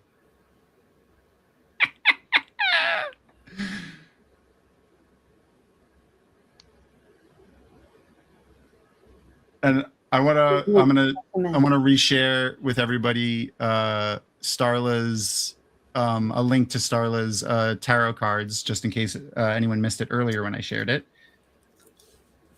because they are gorgeous. And I noticed, I looked at your camera again and I saw them behind you, and I was like, I haven't shared a link to that in a little bit. Let me share a link. If you know anyone in your family, and I really believe anyone in this chat right now, if you don't yourself read tarot, you probably know someone that does. And this is a pretty unique tarot card deck. So. And also, I didn't mention it before, but the guidebook, instead of doing like this card means this and the symbol means this or whatever, it's a short story that's exploring the story's meaning or the card's meaning. Oh, so they're little allegories. That's fun. And the butterfly, so each butterfly is an actual real species of butterfly, and so they become the main character in whatever story is being told. That's wonderful. I love that. The art is fantastic, and the art being your cross stitch. Speaking of cross stitches, I forgot that I had this, and then I found it when I was moving the helmets around. Oh, it's adorable. Yeah. Maureen Carr made it. She's the one that made the little Save the Watt banners that we had. Here's one. I forgot that I had one sitting over here. The Save the Watt banners that we had that we gave. Oh, that's upside down. Yep. That we gave away like a couple of months ago. She does a DIY on Dragonmount live stream once a month on the YouTubes and stuff. So just keep an eye out for those. She took a month or two off because, she's also a teacher. Yep. Apparently Dragonmount attracts a lot of teachers is what I've found. The brown Aja flocks. Yeah, pretty much. Although, so what's really funny is, right, Starla Yilmaz is my pen name, my online identity, and all that's fine. Yeah. So my real me and Starla actually are in different Ajas, and I'm like, I don't know how to. I should be the same, but no, apparently Starla. And maybe this is because one thing I really like about what Dragonmount has done is they kind of redefined the Ajas, to kind of, I guess, make sense for how the site works and the forums and everything. Yeah. And one thing I really liked is how they took the Red Aja and it has been reimagined as a place that celebrates strong women and also, passionate women. And I feel like, there's a lot of strength and determination and passion in Starla. And so Starla wants to be red. Oh, okay. I like that. And what are you, brown? Yeah. I'm an English teacher. Yeah, I walk into the tower and say I'm an English teacher and they hand me the brown shawl and stuff. Go along to your books. Welcome to the team. I'm a brown warder. I'm bonded to a brown Aes Sedai. Which is not Aaron, by the way. Oh. How dare you? It's our mutual friend Jenna, who's they're like our family, and Erin was a red Aes Sedai originally when we first joined websites and stuff, and at that time red Aes Sedai weren't allowed to have warders. that's another reason I think on Dragonmount I'm gonna go red, because then I don't I mean, it's not that red are prohibited from getting a warder, but it's You just don't like have to. there's there's not many. Right. There's also not an assumption that you have to find one. Right. Like if I went green, it'd be like, okay, I have to find a warder, because how can you be green without a warder? Yeah. Whereas with red, then it's like, okay, I'll be fine. Yeah. Then people will look past that. Right. Fun fact: the headdress and the stuff that Satine is wearing in this, the ones that Redfield did for her cosplay, was a leftover design for a Padme hairstyle that they did back in the Phantom Menace, and they I can see it. I can see it. They just painted the colors different. Yep. And that's one of the really cool things that I like about Star Wars is like when they go to make something in Star Wars, and I've seen this in a lot of the documentaries and like commentaries on the video on some of the things. The artists will start by going to look in the like archives of drawings and images and stuff that haven't been used but have been created for things. And we've gotten a lot of stuff from that. A lot of stuff from that.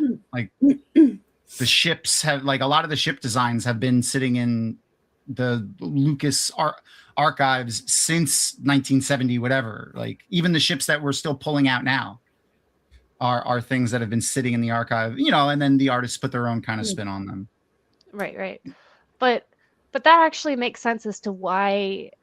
One thing I have always liked about the Star Wars universe is there is this overall feel to the Star Wars universe. And so the fact that they are just kind of, digging back into the archives, helps explain how they have managed to have that kind of continuity, consistency. Yeah. And the fact that they keep digging back into the archives, they're reusing a lot of artists' art that wasn't getting used in the thing, but their other art had been. So there's little aspects of that other artist's art in some of the new things, but that artist might not even be alive anymore, but they've been contributing to Star Wars for years because they did so many things over the years. So it's like bringing back things that are almost nostalgic for people that have been watching and reading and playing with the toys and playing the video games and all that stuff for years. There is no wasted effort. Yeah. I mean, like from a business standpoint, it's smart to reuse old stuff, but also it's cool to like nothing is ever really lost. Everything comes back around again. What does that sound like? Almost like a wheel this time. Oh, yeah. He talks about them all the time. Whenever he talks about the archives, he looks like a small child in a candy store. That's why I love him. You can see his enthusiasm, and you can't fake that, especially with someone who's as bad an actor as he is. He's the first person to say that, not me. Like, I thought he did fine in The Mandalorian or whatever. He was like a pilot or whatever for like 10 seconds, but I thought he was fine. But all he did was shit talk his acting the whole time. Like what I would love to see them publish? This would be a way to revitalize the Wheel of Time if they published Robert Jordan's notes. I don't think they ever will. Because they gave them to the Citadel. Is it the Citadel? They gave them to some organization, and the only way to view them is to go to that place. They're like the Bandersnatch and the estate don't even have them anymore. They're at that place, and the only way to see them is to go there, and like you can't bring computers in, you can't bring a phone in, and nothing. But it would be cool to anyone can go. You just have to go and ask for time, and you can go the University of Charleston. That's what it is. And you can ask for time and go and read them. Like they can deny you, but anyone can ask to go and do it. I'm a college professor at Georgia Military College. There you go. and English too, so that kind of you can... It is research. Exactly. It is college. Anyways. Thank you. Oh yeah, absolutely. I'll send you the website if you remind me when we're done too, so that you can I have it will in not your forget. save thing. Yeah. How many cloaked figures have we seen in those little holographic calls in Star Wars? Always somebody in a So cloak many. with the hood up. Always. It's the only way you can have a private holographic call, though. That's fair. Have you seen this one? Oh, by the way, the Arabesh, that's the writing in Star Wars for people who don't know. That's written on the majority of the screens throughout all of Clone Wars and Rebels is variations of this text that I'm going to put in chat. Okay. It's AT-TE rules with a 3 for the E and a Z and some text. So it'll be some variation of that. ATTE rules some text. And that's what the Arabesh translates to. And then occasionally in Clone Wars, it says Plo Kool instead of Plo Koon. Plo Koon. Oh, that's cool. Yeah. And just in case anyone forgets who Plo Koon is, which you shouldn't because he's fantastic. I love Plo Koon. Especially his he was a memorable Jedi in the movie only because of he was a cool looking alien. Because you barely I don't even think you ever hear him speak in the movies. But his character in the show is so great. And the stuff that he does, especially with Ahsoka, there's a few episodes later on, I think in season 4, that are really powerful with him. It really makes his death in Revenge of the Sith. It was so sad. Yeah, so sad. There's just I've said it a million times, but there's just so much that didn't have meaning in the movies until I had all this other story. It just didn't. There wasn't time. There wasn't buy-in. I was not invested in so many other things. Yeah. And originally, George Lucas did want to do a TV series. Mm-hmm. Now I cry at Star Wars on a regular basis, at least a couple times a week. Something's making me cry. Damn it! I still think the thing that has hurt me the most is tech. I cried the hardest. I ugly cried. There was snot. I was red. That broke me. It was real hard. It comes out of nowhere, man. They really hit you on left field with that. I didn't see it. None of you prepared me that there was going to be something tragic happening. So I just... Hey, don't put that on me. I was not involved. You were not here. You were exempt from talking to pointing at me and chat. Leah, Rock, and a few of you other people that chose not to inform me of that. Oh God, yes, Little Soka. He has such a good voice too in the show. Oh yeah, no, nothing very little is worse than that Appa's Lost Days episode of season 3 of Avatar. Yeah, yeah.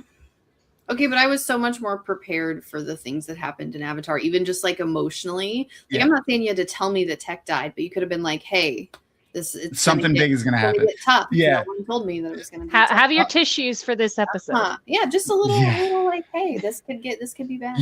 To be fair, you watched them really fast. Okay, well, I was enjoying myself. I did. Oh God, you want to summon an entire generation? Leaves on a Vine. I listened to on one of those music streaming platform things. I listened to. Oh my God! Now I'm thinking of Wash's death in Firefly. Oh, I know. Speaking of, they're trying to revitalize that too yes, as an animated it's an series. animated. Yes. Oh, which is exactly what I said they were going to do. By the way. Mm-hmm. Yeah. No, and the original cast is in it too. Yep, the entire original cast, including Alan Tudyk, was there. So I know. I would like to see them create an AI that flies the computer and it's Alan Tudyk's voice. Or maybe flashbacks. I don't really care, just as long as we get something of Wash. Yeah, again. and I know. But the other great thing about it is Joss Whedon not involved at all. Yep. Speaking of, the Buffy reboot is currently canceled. Yep. That was disappointing. Yeah, but that doesn't mean they can't find a new home, maybe. So we can hold out hope for that.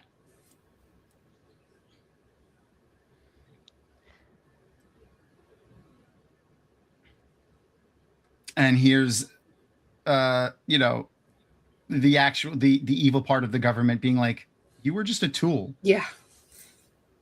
You did exactly what I wanted you to do. Yeah. And I've put you into a position to where you have to do exactly what I say, or you'll look like an idiot and get killed. So do whatever you want. By the way, just to remind everybody of the old art style with specifically Count Dooku. Where is it? I have the Count Dooku one. There it is. That was the 2003 Clone Wars that came out. It was one season. Quite a pointy beard. Yeah. His head was almost like moon shaped. Yep. Do I have a... Oh, yeah. Here's Padme. Yeah, no, that was terrible. Look at those eyes. Her eye, like, look at her eyes compared to their eyes. Yeah, it's like 4 of their eyeballs. I still want to watch it at some point. I just have to. Yeah, maybe we'll do it for one of our monthly watches in the Discord or something. Someone was like, "Hey, you know, anime, that style is really popular. Gee, thanks. People really like the girls." Yeah, that's basically what that looked like. She looks like an anime girl. Just put little cat ears in her head. Well, no, it's like someone who doesn't understand the style of anime trying to do anime art style. I like that the way they animate the men and the women in this so that they're not like that. Like, because that's like so grossly different. Like they make them, especially, I don't understand, like, well, I do understand and it's gross, but like the idea, why do they always make the women look like little girls? Like it's so weird. It's such a weird fixation and creepy. All right. If you're watching in the watch party, we are ending the watch party because we need things to do next week as well. We can't just I mean, there's a lot of Star Wars content that we have not done. Sure. And listen, we will put it up for a vote. So if you're not already a member of the Patreon, you can sign up for free. There's a lot of stuff in the free tier. We're not asking you to give us any money unless you want to. And as long as you're a Patreon member, you can vote on what show and or movies we watch next. So get out there. I will throw up seasons 4, 5, 6, and 7 of the Clone Wars. I'll put 4 and 5 next, and if people vote for that, we'll watch 4 and 5. And if we put, then I'll put 6 and 7. If people vote for 6, we'll watch 6. This is for you guys. I would love to watch Bad Batch again. Like, I know that'll mess up, but like that's been one of my favorites so far. Starla, have you watched Bad Batch? Oh my god! How old are your I understand if you don't want to say on camera, but are your kid like what age range are your kids? They're in elementary school still. Okay, so I feel like Bad Batch and Clone Wars and stuff might be a good show, because one of the cool things that's happened with Crystal is like the last 4 or 5 shows that we've watched, she's ended up watching with her son, and he's become obsessed. For better or for worse. Yeah, some of them, yeah. But he became obsessed with Avatar and loves Avatar, and now he loves Star Wars. It's great. It's been a lot of fun. So maybe it's something that you can do with the kids too, because it is technically a children's show. Like that is what it's written for. But man, season 7. If you like the writing in Clone Wars and you enjoy the depth of the story versus in the animated series versus what we got in the televised series, man, will you love the rest of them. And I told you, Crystal, did I not tell you it just gets better and better? Oh yeah. I'm so close. I'm so close to Rebels now. I just have to get through. Rebels is my favorite. And for Starla, for you, so Bad Batch happens pretty much, it picks up right at the end of Order 66. So like right when it happens. The number of viewpoints on Order 66, by the way, in this, just hammer it home so hard from so many different viewpoints. It's crushing. Yeah. It's one of my favorite. I'm done with it and it comes back. I'm like, oh, there it is again. Oh, here we go again. And we get to see it from another perspective, just another perspective. It was in Obi-Wan. I really, really, really enjoy that. I really like getting to see not just how the Jedi, but how the different clone troopers and then even some of the politicians we see in some of the other shows, how they had to deal with it in the time, how they survived. I hope that is what leads into some of the new live action TV shows. I'm just really, what I'm hoping for is Ahsoka to return in the new movies that are coming out. So I'm just hoping they don't kill her in Ahsoka. And what about Omega? Omega too. Omega would be freaking fantastic. Omega. Ahsoka's just my favorite character. But yeah, no, same. Omega would be amazing too. And the actor that plays them would be perfect for just playing her in real life too. Reverse, with what I know about you need to see the rest of it, and I would love to hear you react to it, because I think you would have big opinions, especially, I mean, it's fantastic, but season 7 is, the end of it, the whole end of it is just incredible. I feel like it hit its stride in 3. Is that the one with the siblings? I'm lost as to everything. So I feel like it really hit its stride, and then just, that's so good.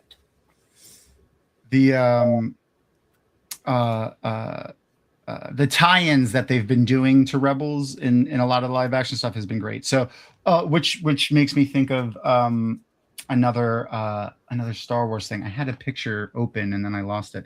So there's I mentioned earlier how they like to reuse a lot of the art in Star Wars. Yeah. And one of the very famous characters from Star Wars Rebels is going to be making appearances in The Mandalorian. He's already been in a couple of the video games. No. It's not a spoiler or anything.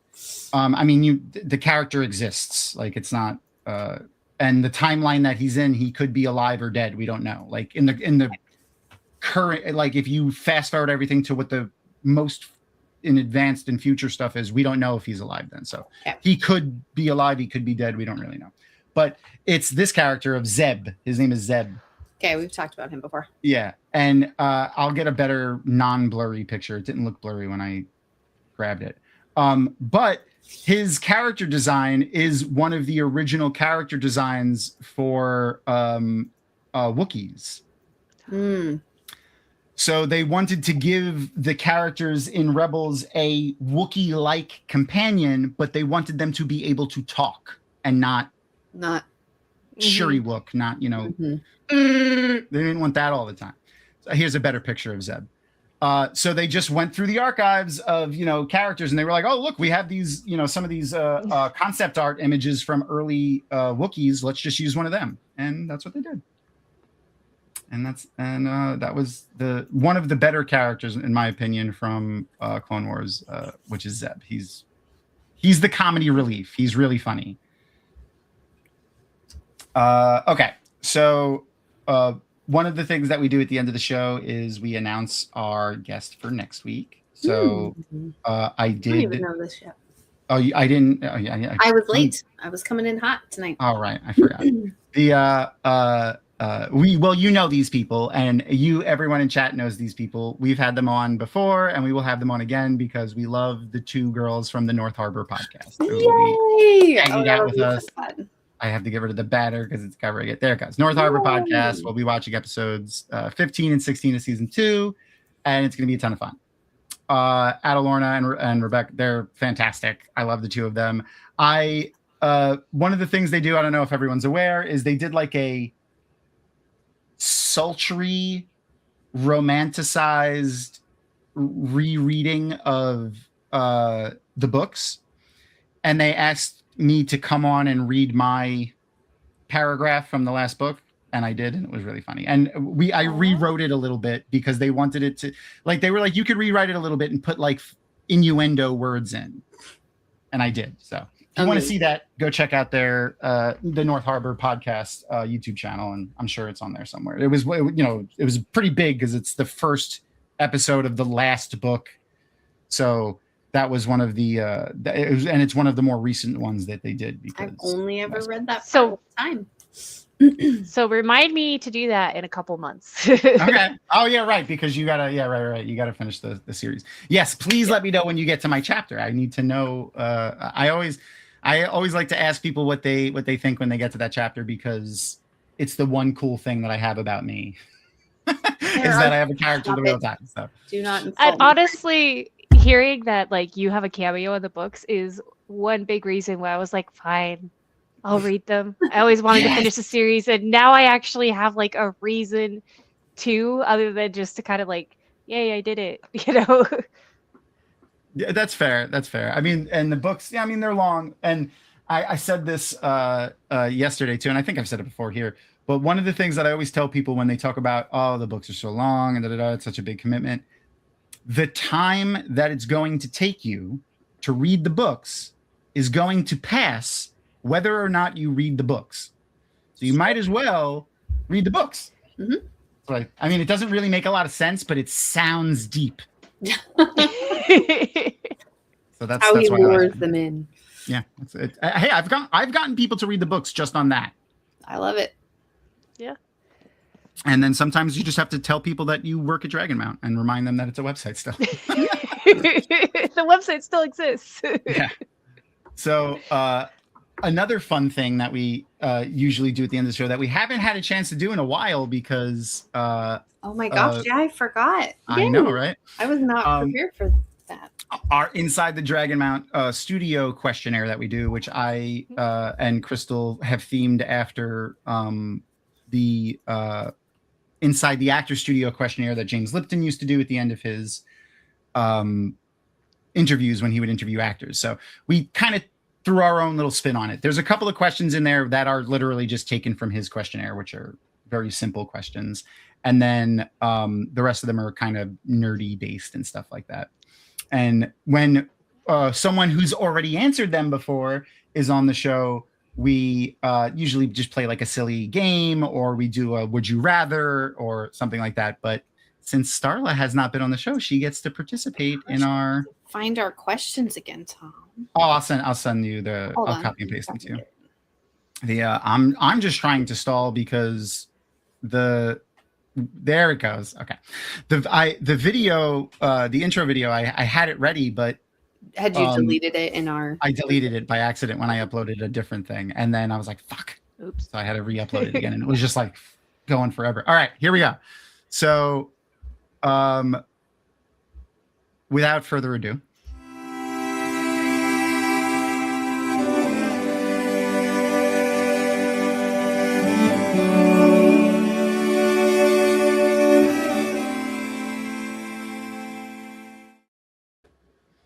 Hello. That's the most amazing intro ever. Thank you.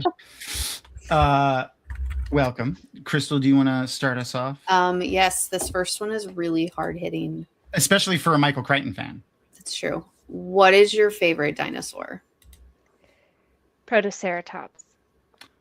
Which one's the Protoceratops? Is that the one with the more... So it has a beak and no horns. It has the frill. It like Sarah from Land Before Time.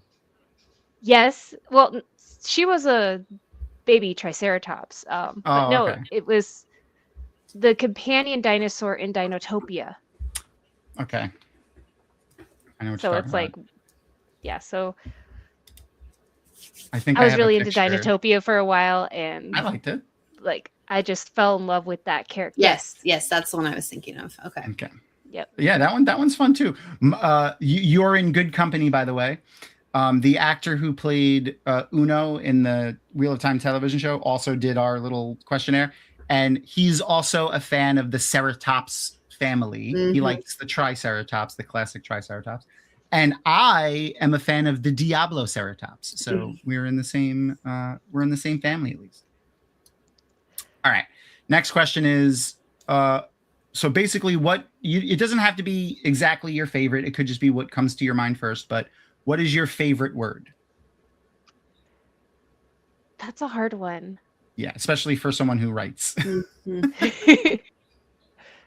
So I feel like my favorite word to say is anti-disestablishmentarian. Yes.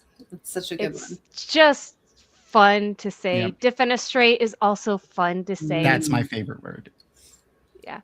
But I think for a lot of reasons, I got to go with something simple. Cut. I feel like it is just an effective word on every level. It has so many meanings too. Mm-hmm. I like that. And even just how it sounds, like if you imagine cutting something and then cut, Mm-hmm. like Okay.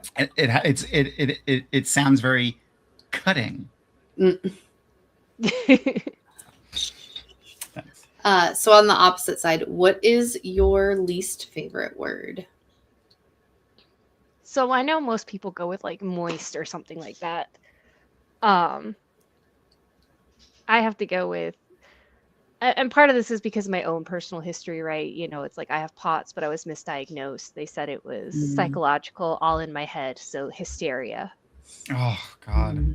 Yep. Especially as a woman, I can see I you was not gonna liking say the that number word. of times that they're just like anxiety. It's all anxiety. Yeah. Yeah, it's all just in your head.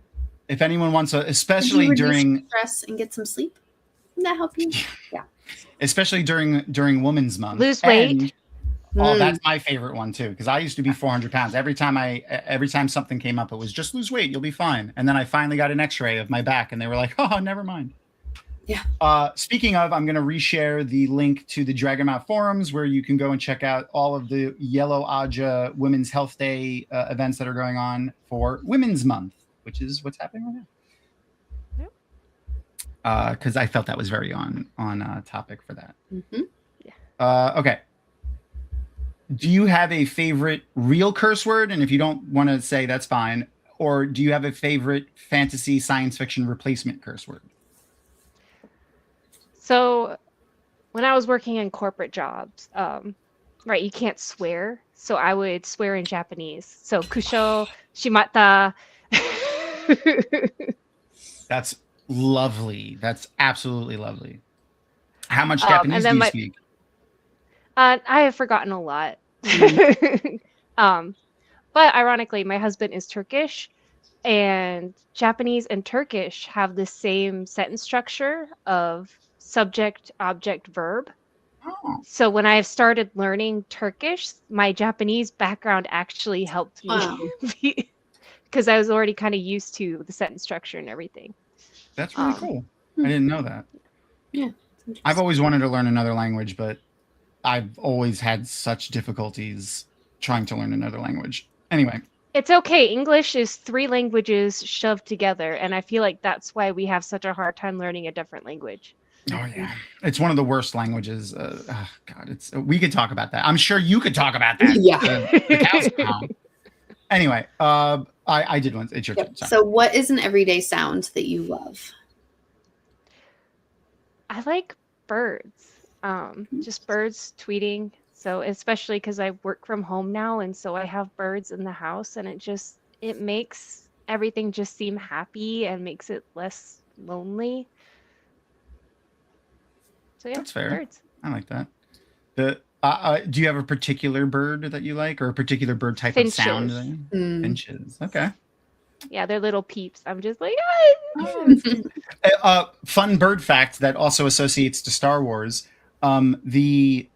When in the newer films and the sequel films, when Rey goes to the little island and finds Luke, on the little island with the Jedi temple on it, the little animals that are on the island with him, they're puffins. They're puffins. Yeah, they couldn't get rid of them, so they just covered them up with alien creatures. But they let all of the sounds they make are just puffin sounds. Yeah, they didn't do anything with the sounds other than turn them up and down and stuff. But they didn't alter them or anything. They're just the puffin sounds, which I thought was cute. That's one of my favorite Star Wars facts. Is they're like, oh, what are we gonna do about these puffins? I know. Nothing. That's what we're gonna do. We're gonna leave them right where they are. All the visual effects guys were like, no, no. We're not editing them out. That's never going to happen. Okay. Is there an everyday? You do not pay us enough. That's for sure. That is for yes. Please pay the animators more and the 3D animators more, please. Is there an everyday sound that you dislike? This is going to sound vague, but it's but just noise. When it's like you have so many different sounds going on that you can't differentiate them, and it just becomes this the word that popped into my head was a cacophony. Yeah. Yes. Mm-hmm. That's the word that popped into my head when you said noise. I was like, cacophony. I get it. I totally get that. Like just unintelligible, multiple sound, multiple sources of sound. Yeah. It's the fastest way to be overstimulated. Oh yeah. Mm-hmm. Okay, so which character specifically from Clone Wars do you think would make the best roommate and why? I don't know about the best roommate, but this is who I would want to be my roommate, and that would be Ahsoka. For you. Okay. For you. Yeah. Yeah. Yep. Wait. Strong woman. Will. Where in her age, Ahsoka? Rosario Dawson, Ahsoka, end of the Clone Wars, Ahsoka, when she's like, 20, or like 14-year-old Ahsoka when she first comes on the show. I'm gonna need older Ahsoka just because, like, I already have to deal with 2 boys in elementary. a teenage alien Jedi girl. Yeah, no, I could see that would be a little bit difficult for someone to manage. And on the plus side, Rosario Dawson. Is Rosario Dawson. Is Rosario Dawson. So I'll take that all day, every day. And yeah, it's just like. Okay, and who in the Star Wars Clone Wars do you think would make the worst roommate? Or for worst roommate for you? Okay, yeah. Yeah. He's whiny, he's self-centered. He is dropping his dirty underwear on the floor, and he is going to expect me to clean them up. Oh yeah, you're gonna be hanging up with towels too. Yeah. Oh yeah. Yep. Towels on the floor in the bathroom. Pee all over the seat. Like he's just. And he wouldn't be wrong. He just wouldn't. He wouldn't be wrong ever. Pieces of his animatronic arm all over the place. Like he'd be constantly tinkering with it. There'd be tools everywhere. Yeah, I could totally see that. Okay, so the next few questions can be from any fictional property, like video games, books, movies, comics, mythology, whatever you want. So who or what was your first fictional crush, and do you have one now? I'm trying to think. My first fictional crush.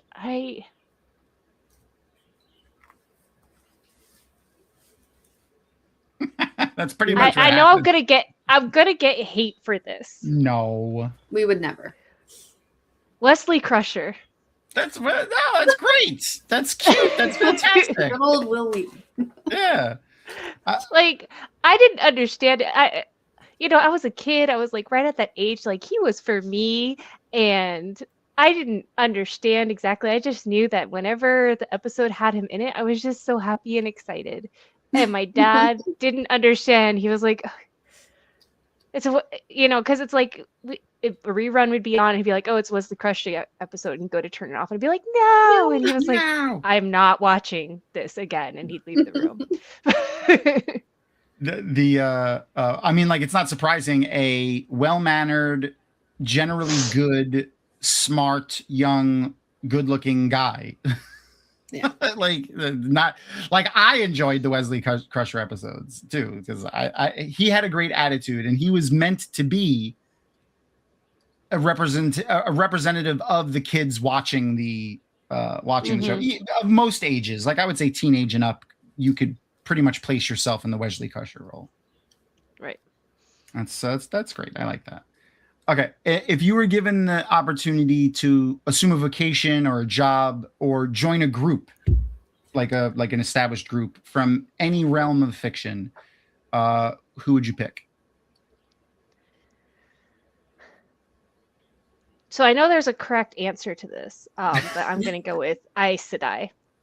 Well, there's any answer you want. No answer is any answer you give is correct because it's about you. This is true. Do you and obviously we already talked about Starla and yours, Aja, but you want to tell us again which Aja you think you would end up picking?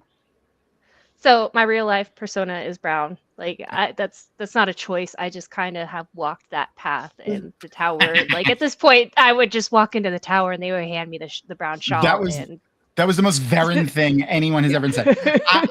It would just be brown. That's not a choice. I just walk that path. That's most Varen thing someone could say. Sorry, that was fantastic. But Dragonmount Starla is red. Okay, that's cool. I like it. So who or what do you think has the worst job in all of like fantasy fiction? What is something you would not want to be a part of or not do? Anyone who has to shovel dragon poop. Yeah, I couldn't imagine. Like that's a first of all- side we never see. And that's actually one reason I cannot get into Fourth Wing is because in the first chapter, they're killing half the people who are trying to get into the thing. And I'm like, no, I'm sorry. What about you need people to literally shovel the dragon poop? Yep.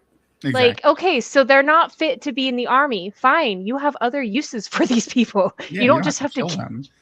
Yeah. If you want to So read actually a fun callback to our previous book club book, which do I have a copy on my I desk? don't have mine close. I don't have should my. keep it.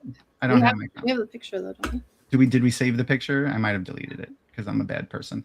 But our first book club book that we did was Jen Lyons is the author, and the book is Sky on Fire, and it's basically that's right. That's what it called. Dragon Riders of Pern, but flipped the other way, where the dragons are kind of in charge of the relationship of dragon and dragon rider, and Which, it has a lot if of you stuff think like that. about it, that's how it would actually be. Yeah. But thinking about like the size of the dragons in like Game of Thrones and How to Train Your Dragon, there's some of the dragons are huge. Like, have you ever seen an elephant poop? It's big. Yeah, no. Like, could you imagine something the size of like the Chrysler building pooping? Like that would be the size of a small tenement building. Yep. Be huge. And how much does a creature that size have to eat in order to sustain it? Yeah. One of the things that I really liked that they did with Dragon Lore, not to get too far off topic, was an old movie. A lot of people hated on it, but I really liked it, and I still really like it. Reign of Fire. Matthew McConaughey, early. Yes. Christian Bale. Yeah, I saw it, and it's like, it was one of those movies where it's like, it wasn't great, but there was something about it where I was just like, you know what? I'm here for this ride. Yeah.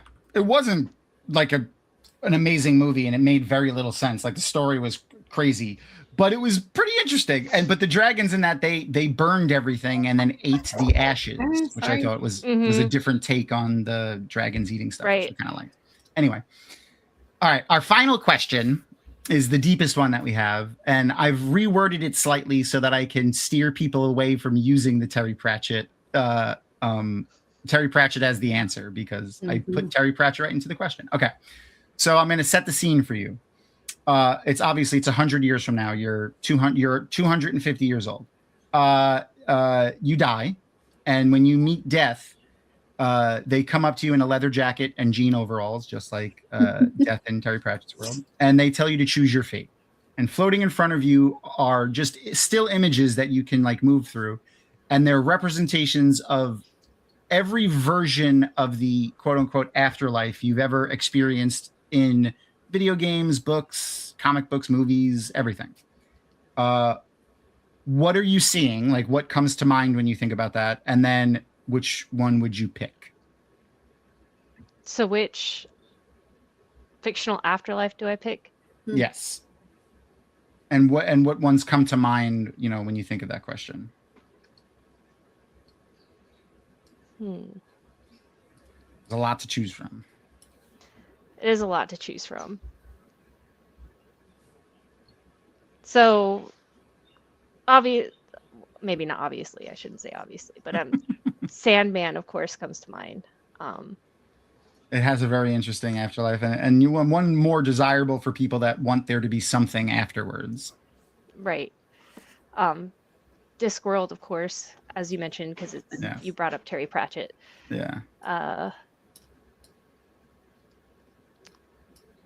But I think I would go with Wheel of Time. So the cycle because of it is yes. Mm-hmm.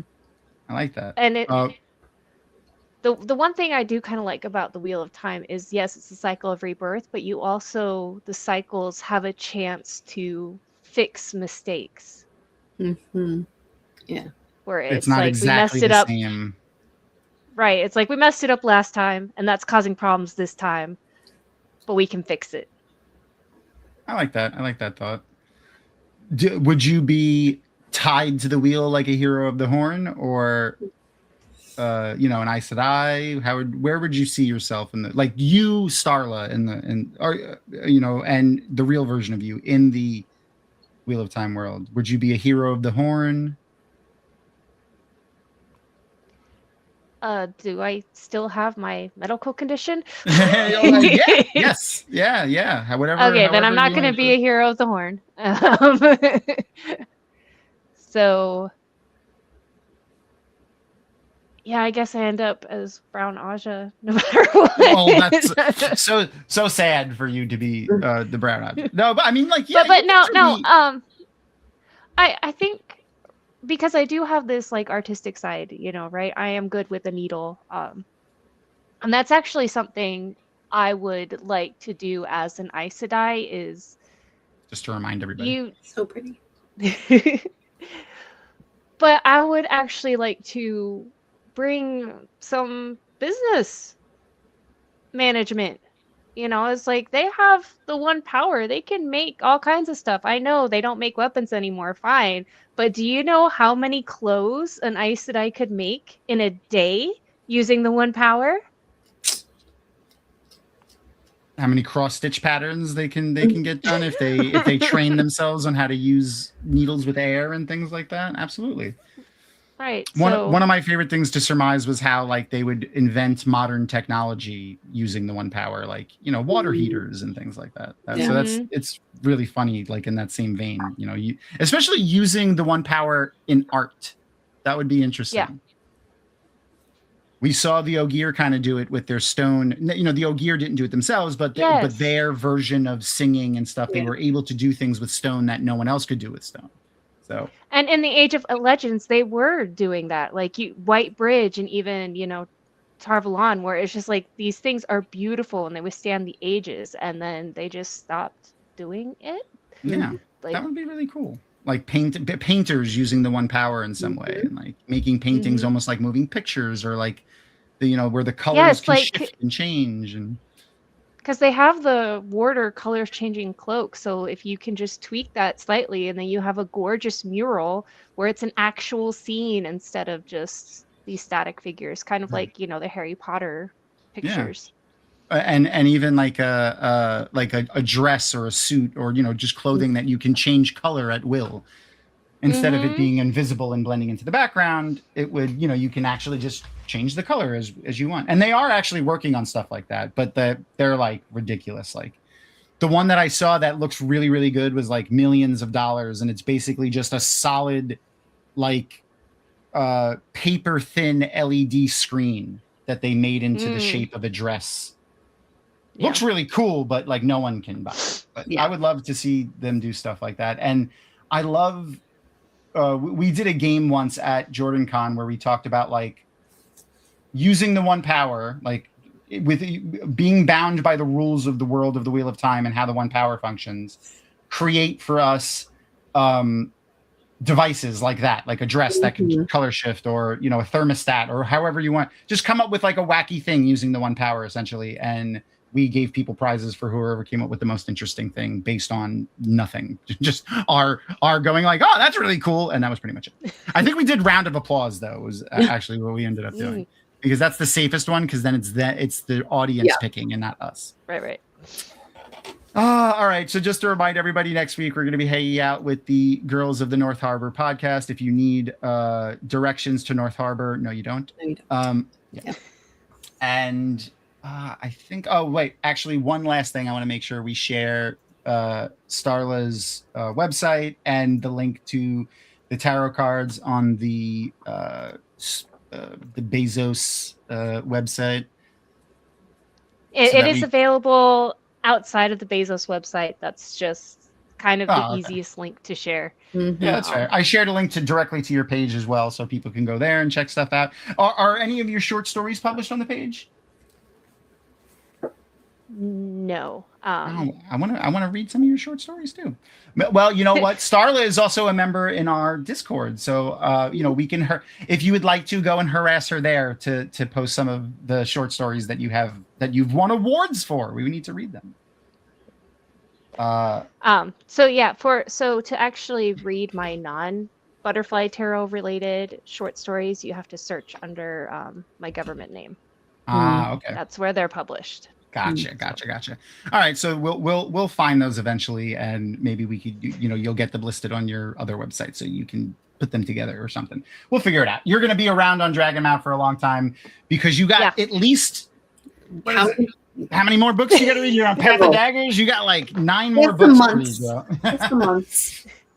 So, and again, if you're an old head, a longtime reader of Wheel of Time, Starla is posting her thoughts as she reads through the books in the first time reader discussion, spoiler leveled chat room. So, follow along there. It's fun to see your thoughts on things and unpopular opinions and all.